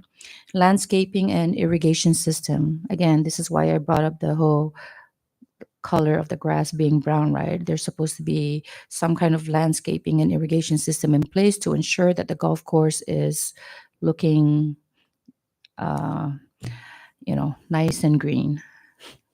Yeah, I think the irrigation system basically is isolated. It's not for the whole fairways. Yeah. Okay, I get. So this is why I'm asking, because it's not clear in the on the agreement as to the specifics of what is and what is not. C, center house plan. Can you clarify what that is? Yeah, center house basically right now is the, where, like if you go in where the restaurant is, where the front desk is, Okay. where you check in. Okay, so yeah. that's considered a house plan. Okay. Yeah, so they call it center house because it's basically in the center of the property. Got it. Yeah. Okay. And then D, cottages plan, phase 1 and phase 2, both phases have been completed. They have been completed and they have changed over the time. And with our current master plan for the new lease, that's changed all and updated to what I had said, like a new Spanish style concept. Okay, and those have all the changes have been approved with DPL. For our master plan for the new lease, yes. Okay. The individual construction plans basically are forthcoming, and within the lease, it does have a timeline as to when all of those things need to be turned in. Okay. E, the clubhouse plan. The clubhouse we had when we took over 2011, that has been completely destroyed by the typhoon. So we moved that function into the central building, and then we're operating as is right now. Is there any plan to repair, renovate, or Our build another master one? plan actually relocating our clubhouse into the other Okay. locations. And that would be included in the new proposed lease. Correct. Okay. Yeah. All right. A driving range plan. So if we go down the driving range plan, all of these plans basically were already put in place because this was basically 1986. Sure. A lot of things have changed over the time. For instance, the driving range no longer, when you have one person or three people a week, because Dan driving range is there. So when the storm took it away, we did not replace that. For fees, for revenue, for DPL, there really isn't any because it wasn't really utilized. The botanical garden, of course, it was there. The storm took it away. We do have a nursery that we're going to be using and trying to find plants to plant for the new the garden. Living quarter plan, we had to we do have dormitories, golf course. That was vehicular. What is this? Vehicular. As far as the parking lot plan, of course, it's still there, and the parking lot is still there also. So all of these were actually turned in. They were done. Some of the things were actually taken away by the elements and by the typhoons. Thank you. And I do understand that. I guess my question to DPL is how strict and stringent is DPL with regards to what the plans were on this agreement? I understand that they were put in place, but due to unforeseen circumstances and natural disasters, those have been affected. But what is DPL's regulation? I guess as to these plans being in place, regardless of what had happened, through their no fault of their own. So, Madam Chair, the conditions on Article 8 that you just said, Suaso Corporation did met those provisions within those time frame.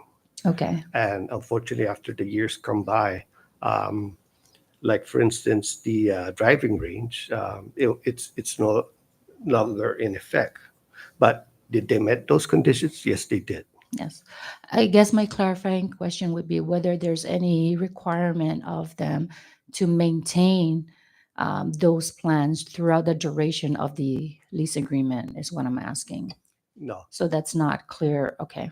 So they've met the plans per the conditions on the agreement, and that's what it is.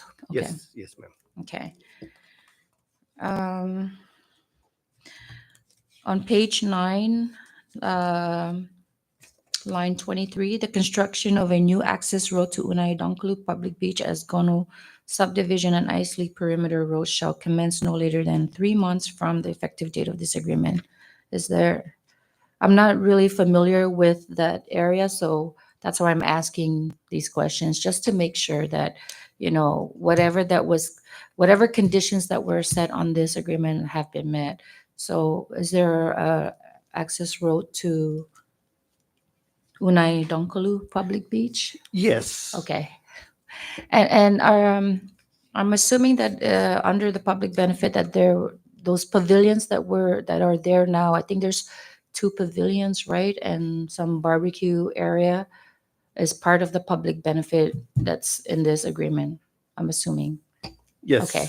And what is your understanding as far as, so the pavilions are built, is there a requirement for SUWASO to maintain those areas? Yes, there is. Has DPL done a site visit to those areas lately? Yes, we do. And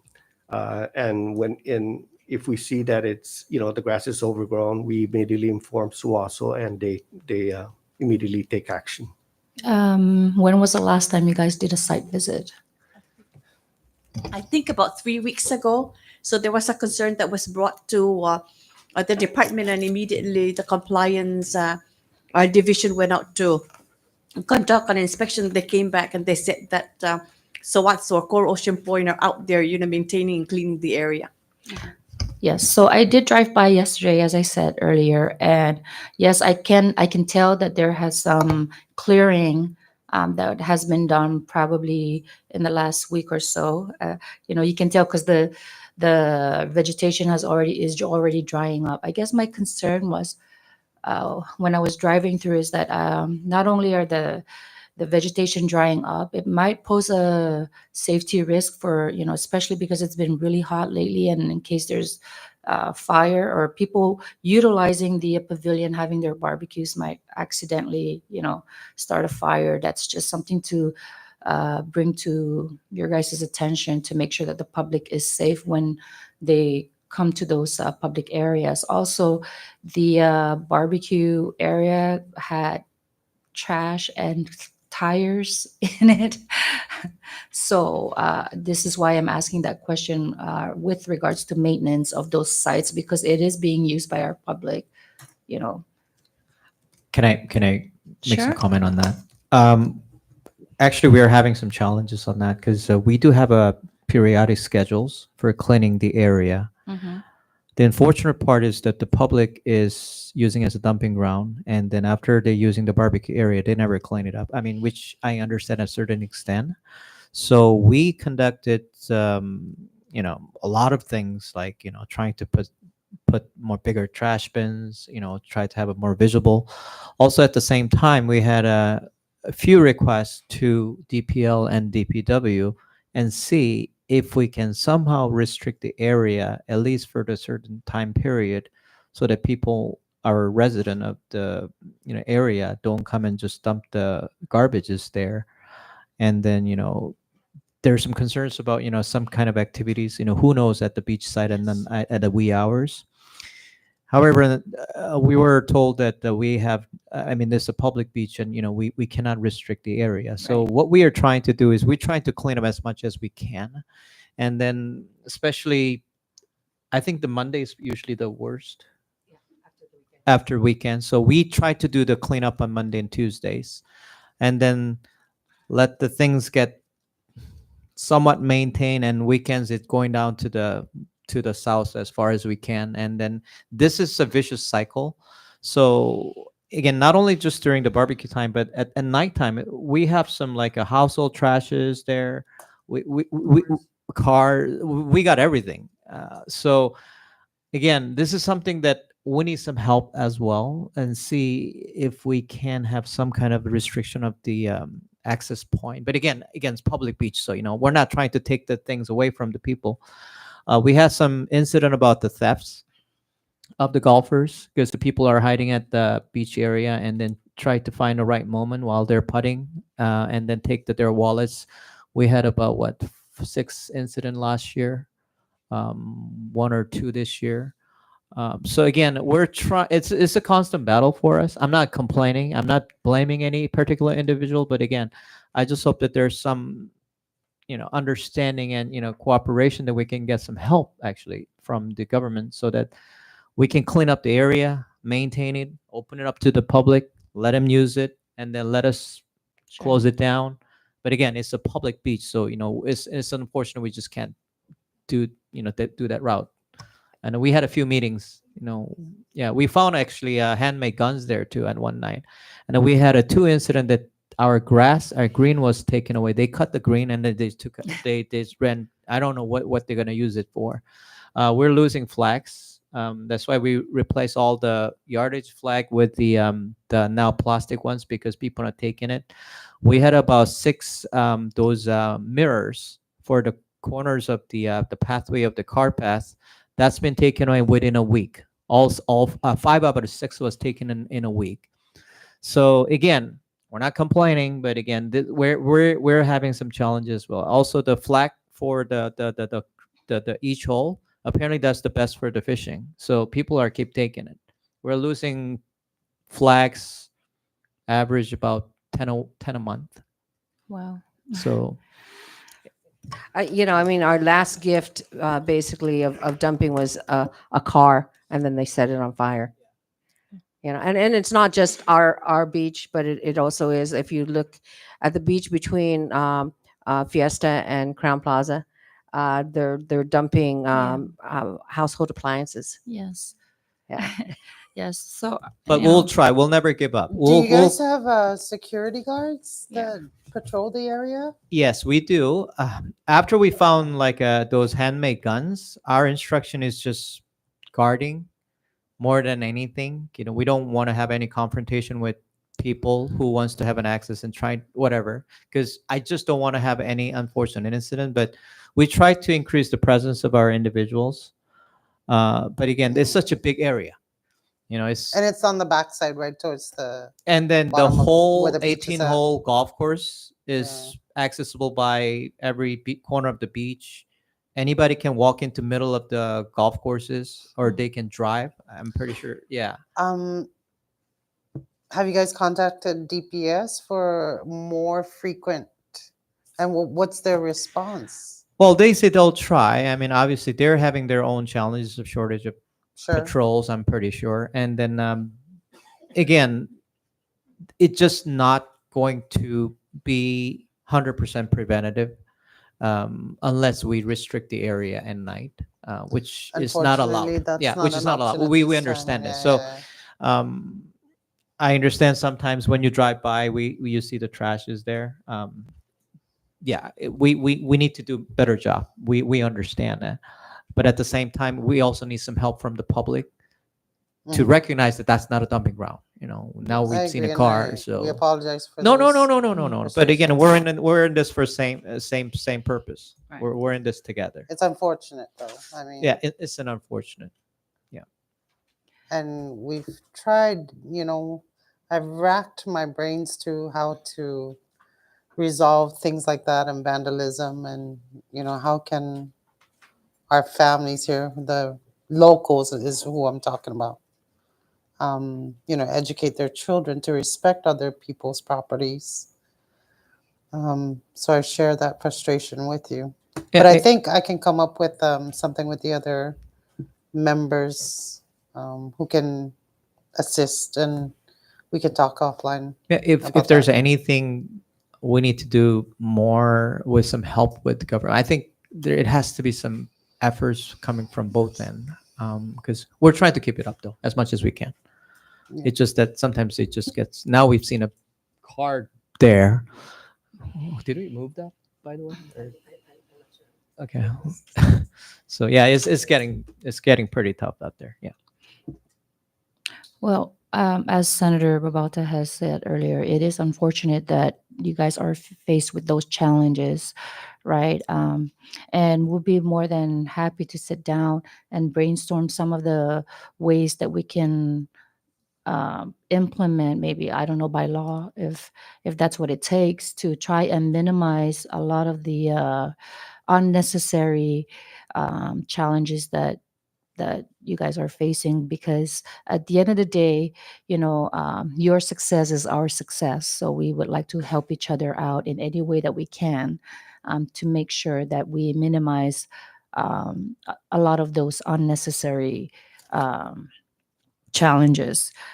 But I guess if I could just please ask that I don't know what the requirements are with DPO as far as the frequency of the maintenance of those public access areas, but I don't want to go too much you know, into the weeds with that. I'm sure that that's something that DPL can discuss on their own with Suwaso. But if you said you were there 3 weeks ago, clearing it up, and I went there yesterday, it's like 3 weeks is a long time, and vegetation does grow pretty fast. So maybe that's something that you guys just need to consider.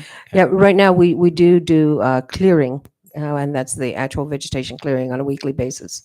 But what we tried to do, because we're getting so many complaints, is actually do a beach journal where we went out, we cleaned, and then we took a picture of what it looked like the following day. Oh, great. And so I mean, we could give you that. We just took 1 week, Yeah. random, Yes. and cleaned following day, trash. Yes. Cleaned following day, trash. Cleaned it was a Thursday. There were 35-gallon used cooking oil, what is that, bottles that were dumped there. And so it's an ongoing thing, and you basically looked at it probably a day after it was cleaned. Yeah. So, and I'm not saying that is exactly what it is, but it's very possible Okay. that could be it too. Okay. Just a recommendation to consider. Maybe, I don't know if you guys have thought of maybe installing surveillance cameras around the perimeter, just to, help DPS do their jobs when you guys make that complaint. We have spoke with precinct 1 representatives, and they are trying to help. I know that one of them actually had said that they have access to additional solar lights. If you put the solar lights in, That'd be great. then we might be able to, and it's going to be based on availability of funding. Sure. I mean, running at average for hand-me hotels of 36% is, you don't have everything available now. But I mean, we're trying. We do have, like you said, security guards, but it is a large property, and it's very easy for an individual that wants to do something wrong to watch and time when they can do something wrong, unfortunately. Yes. I mean, Swaso definitely has, with a 40-year lease proposal, right? Plus the 15-year extension. And I'm sure you guys can come up with a plan on how to mitigate a lot of these issues, because you also want to minimize your liability when people are on your property. So it would be in your best interest to come up with plans on how to mitigate those challenges that you guys are facing right now.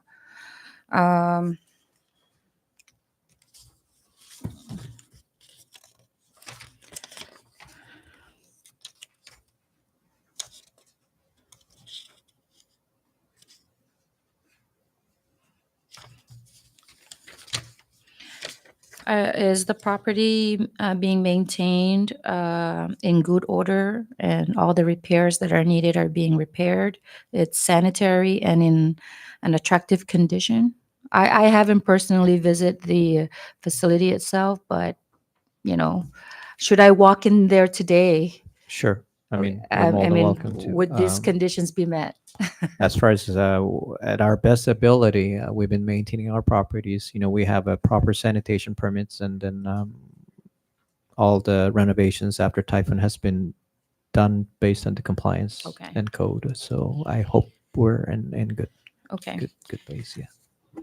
No subleases or assignment, transfer, and concessions to anyone that you know that you're aware of?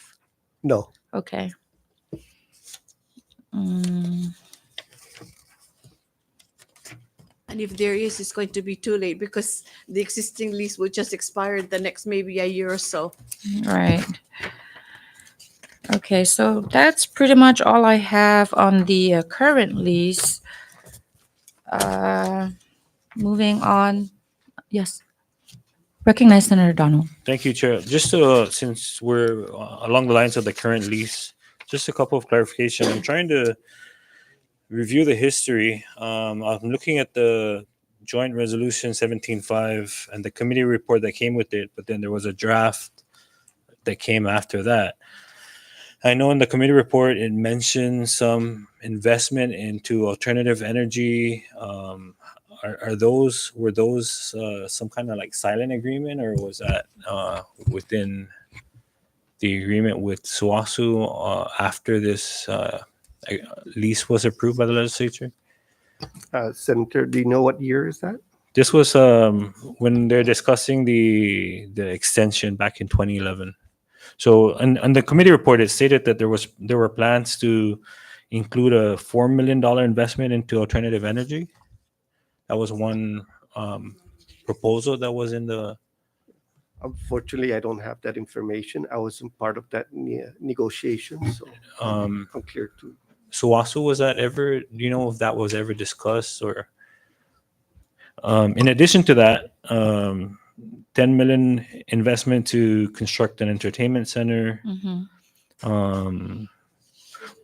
But then also there was a commitment apparently to provide a CT scanner to the hospital. Yes, I saw that. Was that part of the lease agreement or was that part of a?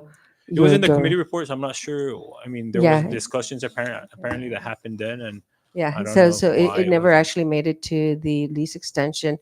Although I do have to state that we weren't involved in the lease extension. We actually became involved after the lease extension was done. Yeah, so nothing from DPL in that sense.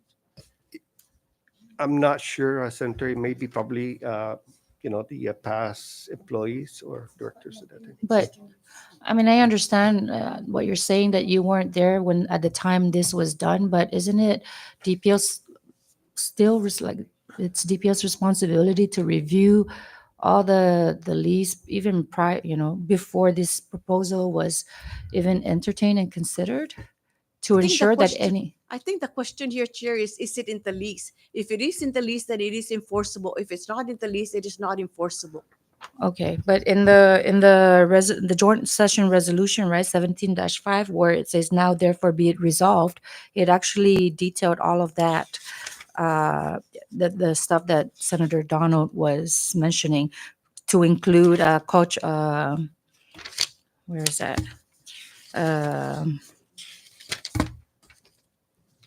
The CT scan, the I mean, whether or not it was in the lease, this would have probably been included in what this is phase 2 of the Coral Ocean Point revitalization plan. Is that a plan that you have? You don't have any revitalization plan from back then, from 2011, that details the phases? Again, we don't, and we weren't the ones that actually negotiated the lease. But no, and it didn't actually make it onto the lease agreement. So let us verify what we have on our records, and then perhaps we can respond back to that question. Yes. Thank you. Please, if you guys can just review the joint session resolution 17-5. It talks about the 200 guest rooms, a convention center, infrastructure upgrades, and what else? The water park. So we can furnish a copy of this to DPO. Yeah, I was about to request that. Okay. Yeah, and then that way we can come back to this at a later time. Thank you. Sorry, Chair. I just Go ahead. further clarification. The reason I bring this up is because these were great plans and are still great plans. This could replace some of the current proposals of public benefit. I mean, when you're talking about 300,000, for example, invested into beautification project, that could be, you could use that amount and propose for a different kind of benefit, since we can address this particular activity within the executive branch. Environmental improvement project, further investment into alternative energy could, take place of whatever the proposal is under this activity. And so, in light of that, maybe, and with what's recently going on in the executive branch right now, and the goal of reaching a 100% sustainability, what are SUWASU's plans in regards to alternative energy, if that's considered?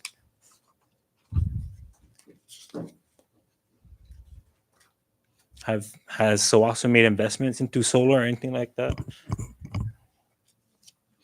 And currently, do you know off the top of your head how many employees you have at this property? Currently, we have 82 as of February 6th. 84% of that was local, 12% is CW1, and 4% was from FAS. Okay. Do you know how many jobs will be created with this new investment? I can get back to you on that because it is part of our projections. Okay.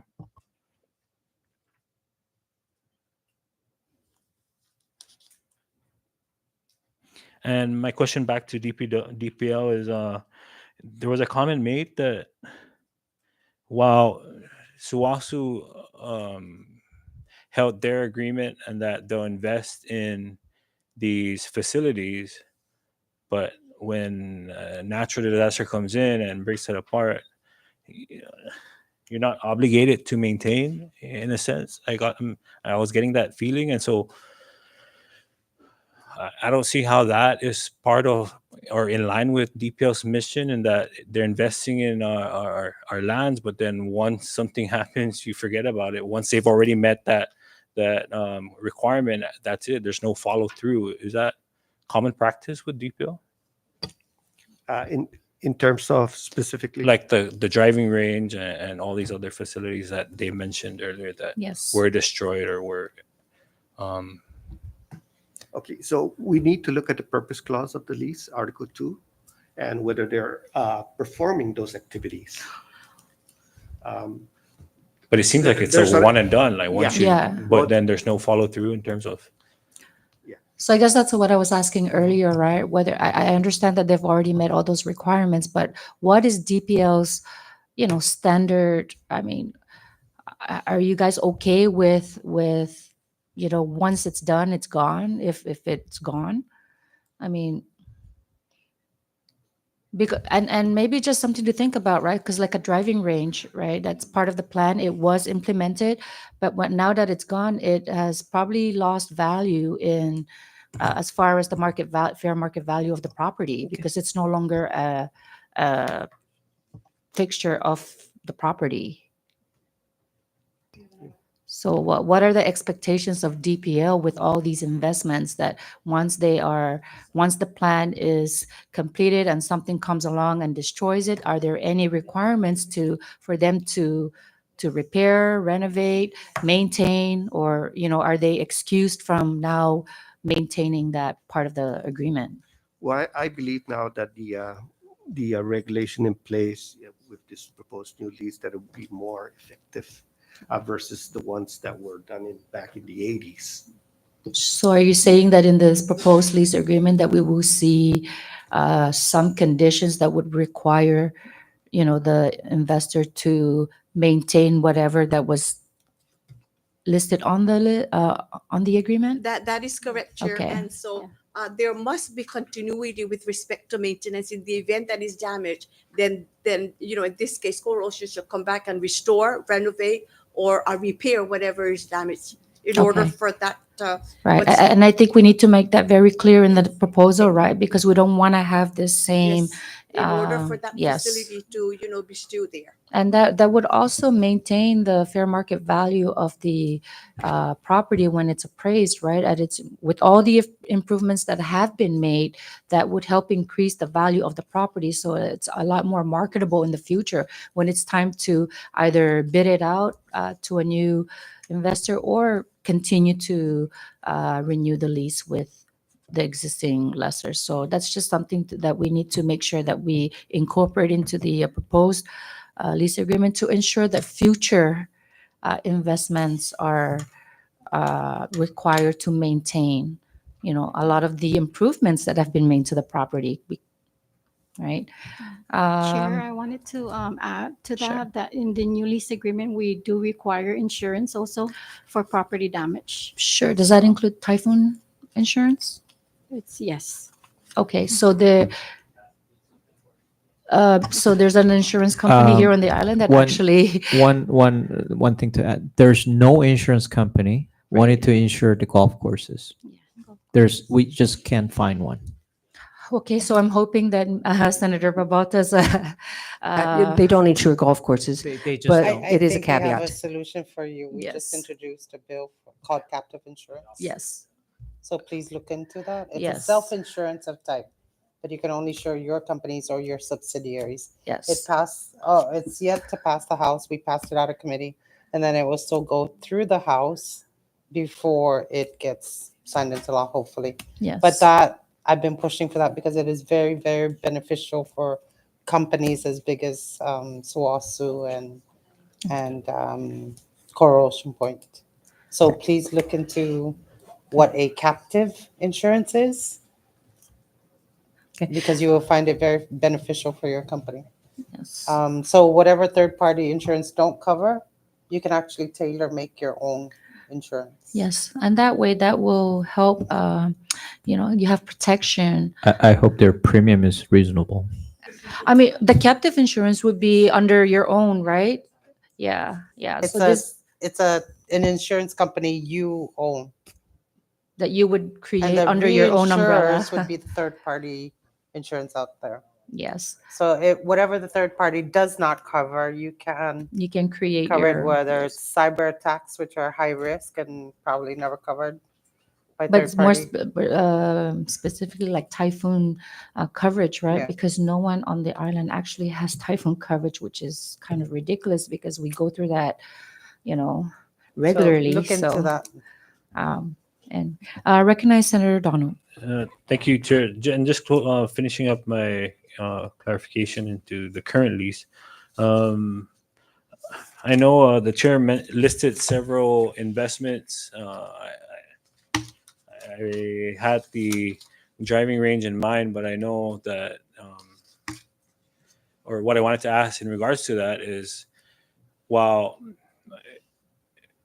and help me understand this, the driving range was something that Suasu already invested in, but then after a storm, it was.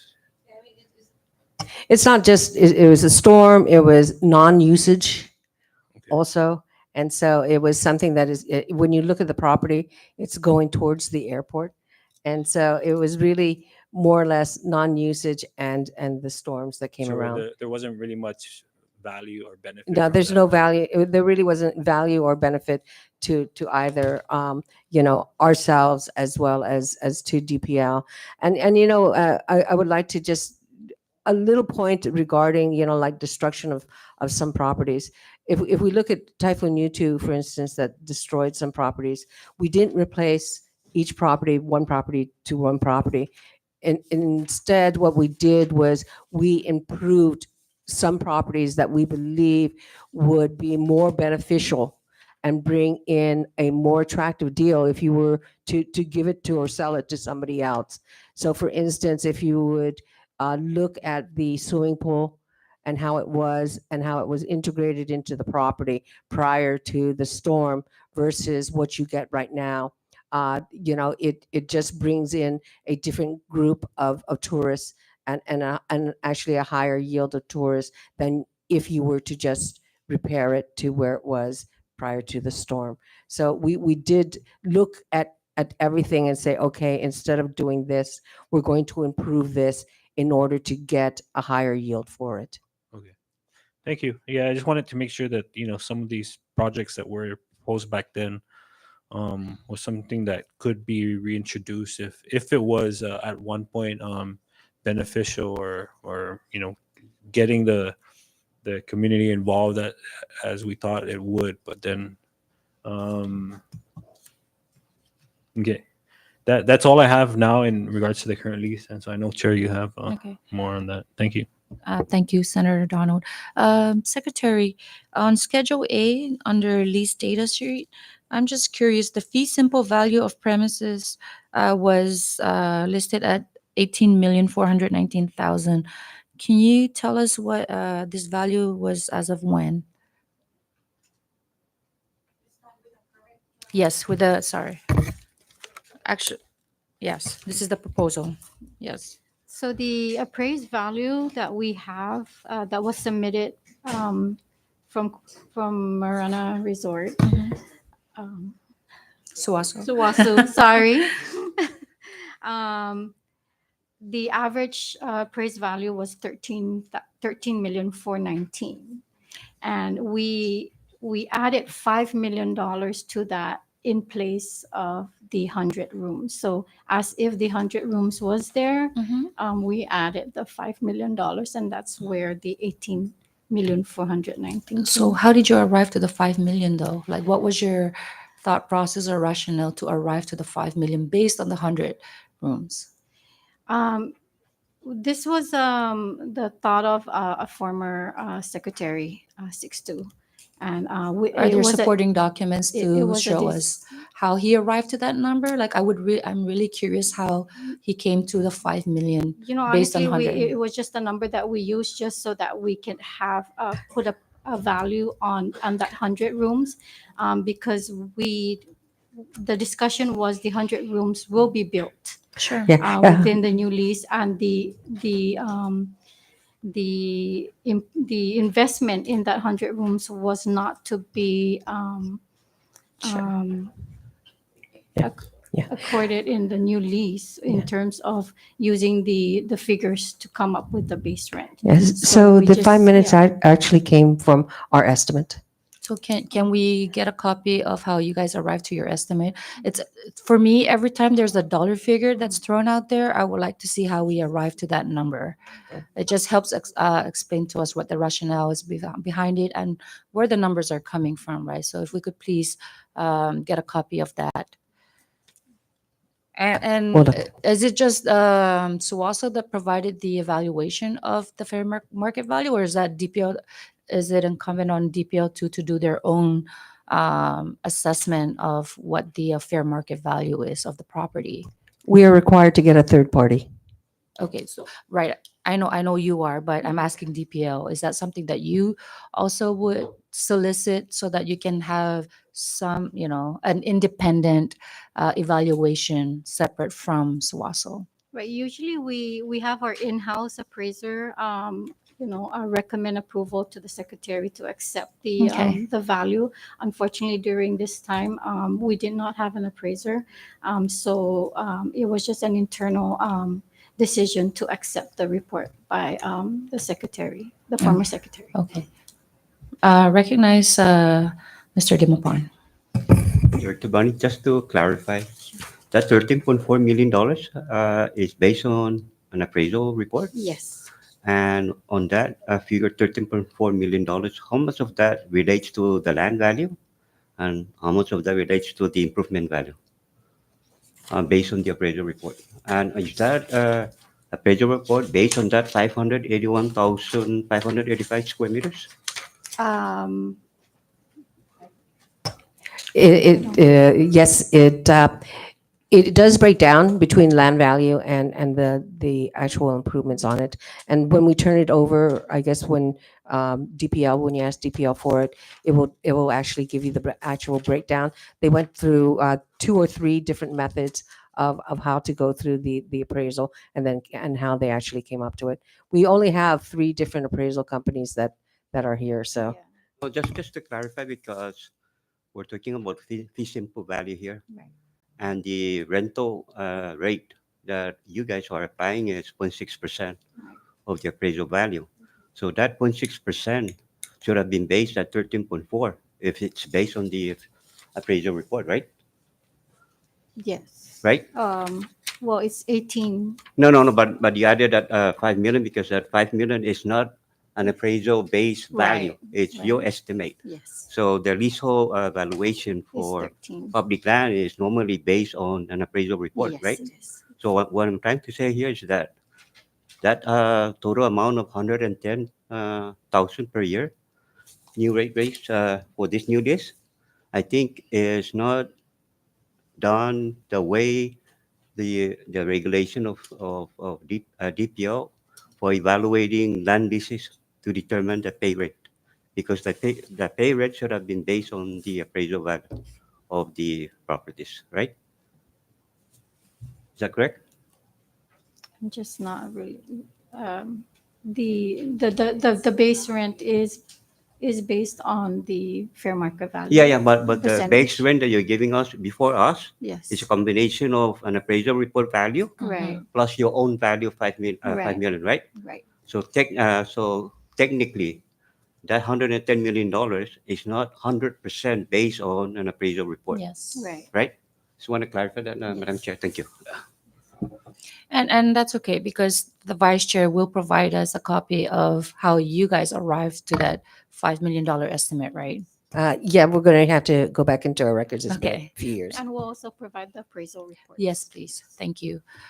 Before we continue, I would like to recognize Senator Paul, who was able to join us. Thank you, Senator Paul. Did you have any questions? Yes, recognize Senator Paul. Okay, I have to apologize to the members. I was at the Association of Mayors Island uh, Association meeting, and I just got here. But I promise I wouldn't ask a lot of questions, so I'll just rely on the members' questions earlier. But I just have a very straightforward question. So. I guess you're here because we're trying to pass a joint resolution in the legislature, right? So, can I ask, when we do meet in a joint session, we will have a final version of the lease agreement in our possession when we vote on that? I mean, by the time we vote on it, it would be exactly what the lease agreement will say, right? Yeah, what we submitted is the final. Yeah, Final lease you wouldn't agreement. be able to go back and make changes after the joint session resolution. No. We hope that that's the Fine. understanding, right, Well, Madam Secretary? No, because again, this proposed lease is a negotiation between DPO and Corrosion Point. Also, after the passage of the joint resolution, you can still go back and still further discuss. But then we would have to review, what is the content of the joint legislature resolution, and not limited to, submitting an LSR to our legal counsel. So it will only be whatever was the final. I'm just trying to understand this because we're not only dealing with your lease. I'm trying to think back of the other leases that I voted on also. So it will be the final version and plus only the recommendation by the legislature, right? You cannot put in new subject matter or new terms and conditions. Is that the understanding? Proposed lease? Yeah, I mean, if you say this is the lease, the final lease, then the only changes maybe that you can incorporate would be what the joint session, I guess, put in the resolution. Would that be fair to say? In other words, you cannot come the next day and say, "Oh, we're going to change the rates." For example, right? The rates, or we're going to change that 200 room to 150 room. You cannot make those kind of changes, right? I think again, we would have to take that into consideration and get back to the legislature. Okay, and I asked that, Madam Secretary, because I believe I was the Senate President when we voted on the 15-year lease extension, and one of the promise given to us was the 200 rooms, right? Is there and I'm sorry, I must admit that I'm not well versed on the lease yet. I'm still reviewing it, but in this lease, they're saying they're going to build 100 room in 5 years and another 100 room in another 5 years, right? Okay, so that's a promise there, a commitment. But I understand that was a commitment when we sat down to discuss the 15-year lease extension. It's already a commitment there.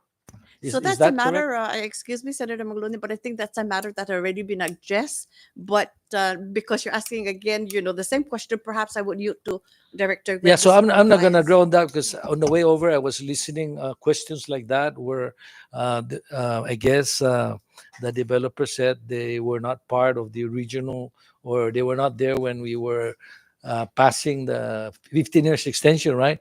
But I think any developer, when they buy a corporation, it comes with the lease agreement, and they have to know that there's a 200 room that they did not do, right? So maybe they should get a discount because they have to face the legislature or DPL, right? So if the value that they were going to buy is 10 million, they should lower it down because, hey, you didn't do the 200 rooms. So that's a risk that they took, right? So I guess I'm saying this only, Secretary, because if we put in here a provision of 200, so when I was talking to somebody, they told me this. So when they did the 15-year lease, they were telling the truth. So now they're lying, or were they lying then and now they're going to tell the truth? In other words, what kind of assurance? Because this is another 200 in the lease, né? So what? It's already should be done.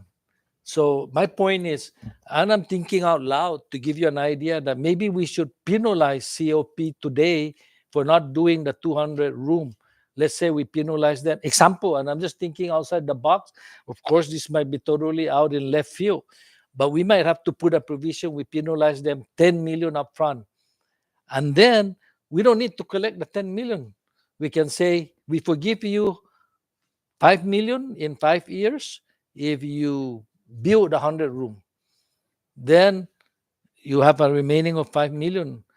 In another 5 years, if you build the 100 room, we forgive you the other 5 million. So in a way, it's an assurance that if they don't do it in 10 years, the 200 room, then at least we get 10 million, right? We penalize them right now.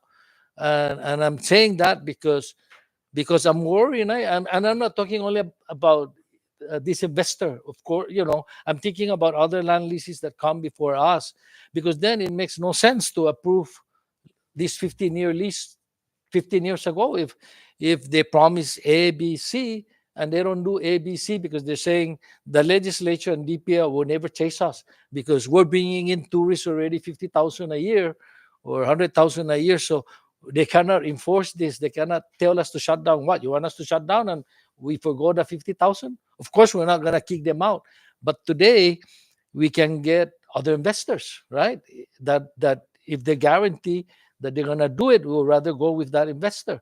So I'm not saying this is the situation here. I'm just saying I feel bad when I approve land leases, and then they promise A, B, C, D, and then they're not done. And I'm talking like this. I'm sorry, I'll just end this soon because I fought for this lease to be extended 15 years ago over the governor then. I believe the governor wanted to give another company, but because these are existing companies, then we kind of favor this because we want to help an existing company, and because they promised A, B, C, D.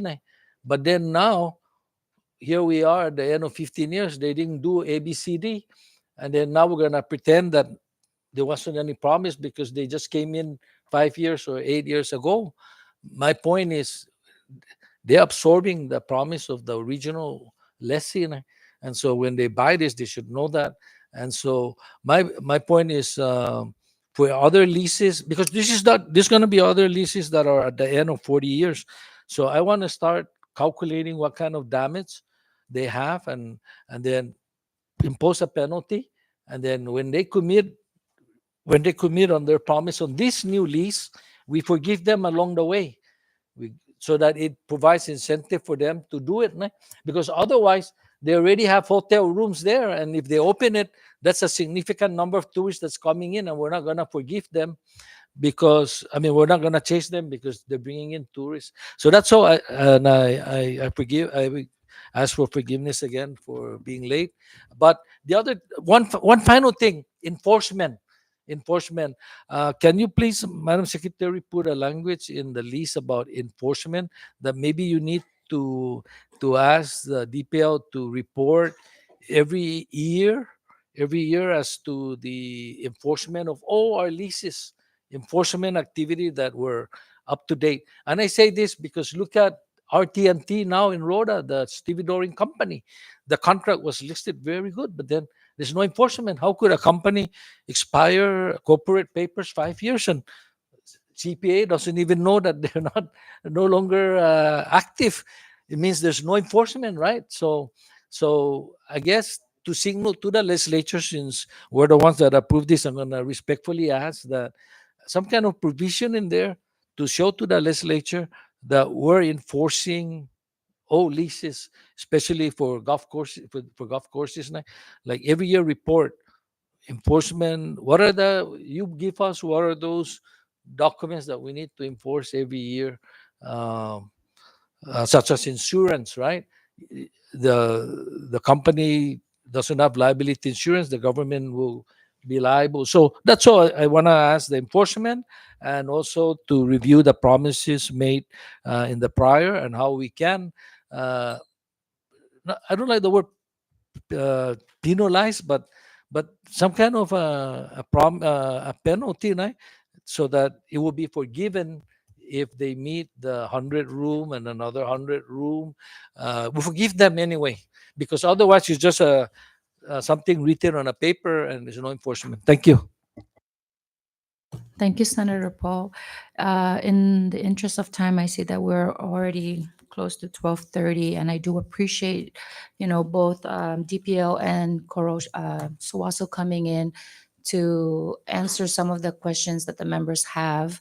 Obviously, there's still a lot more to review and pending the requested documents from both parties.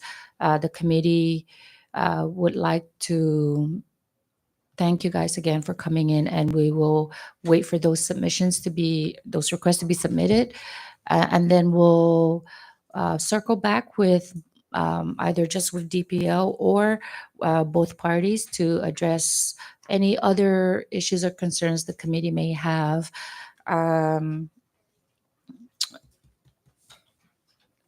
Before we leave, I would just like to ask, would DPL and Suwaso be amenable to take into consideration some of the recommendations that the committee members may have with regards to the proposed lease agreement?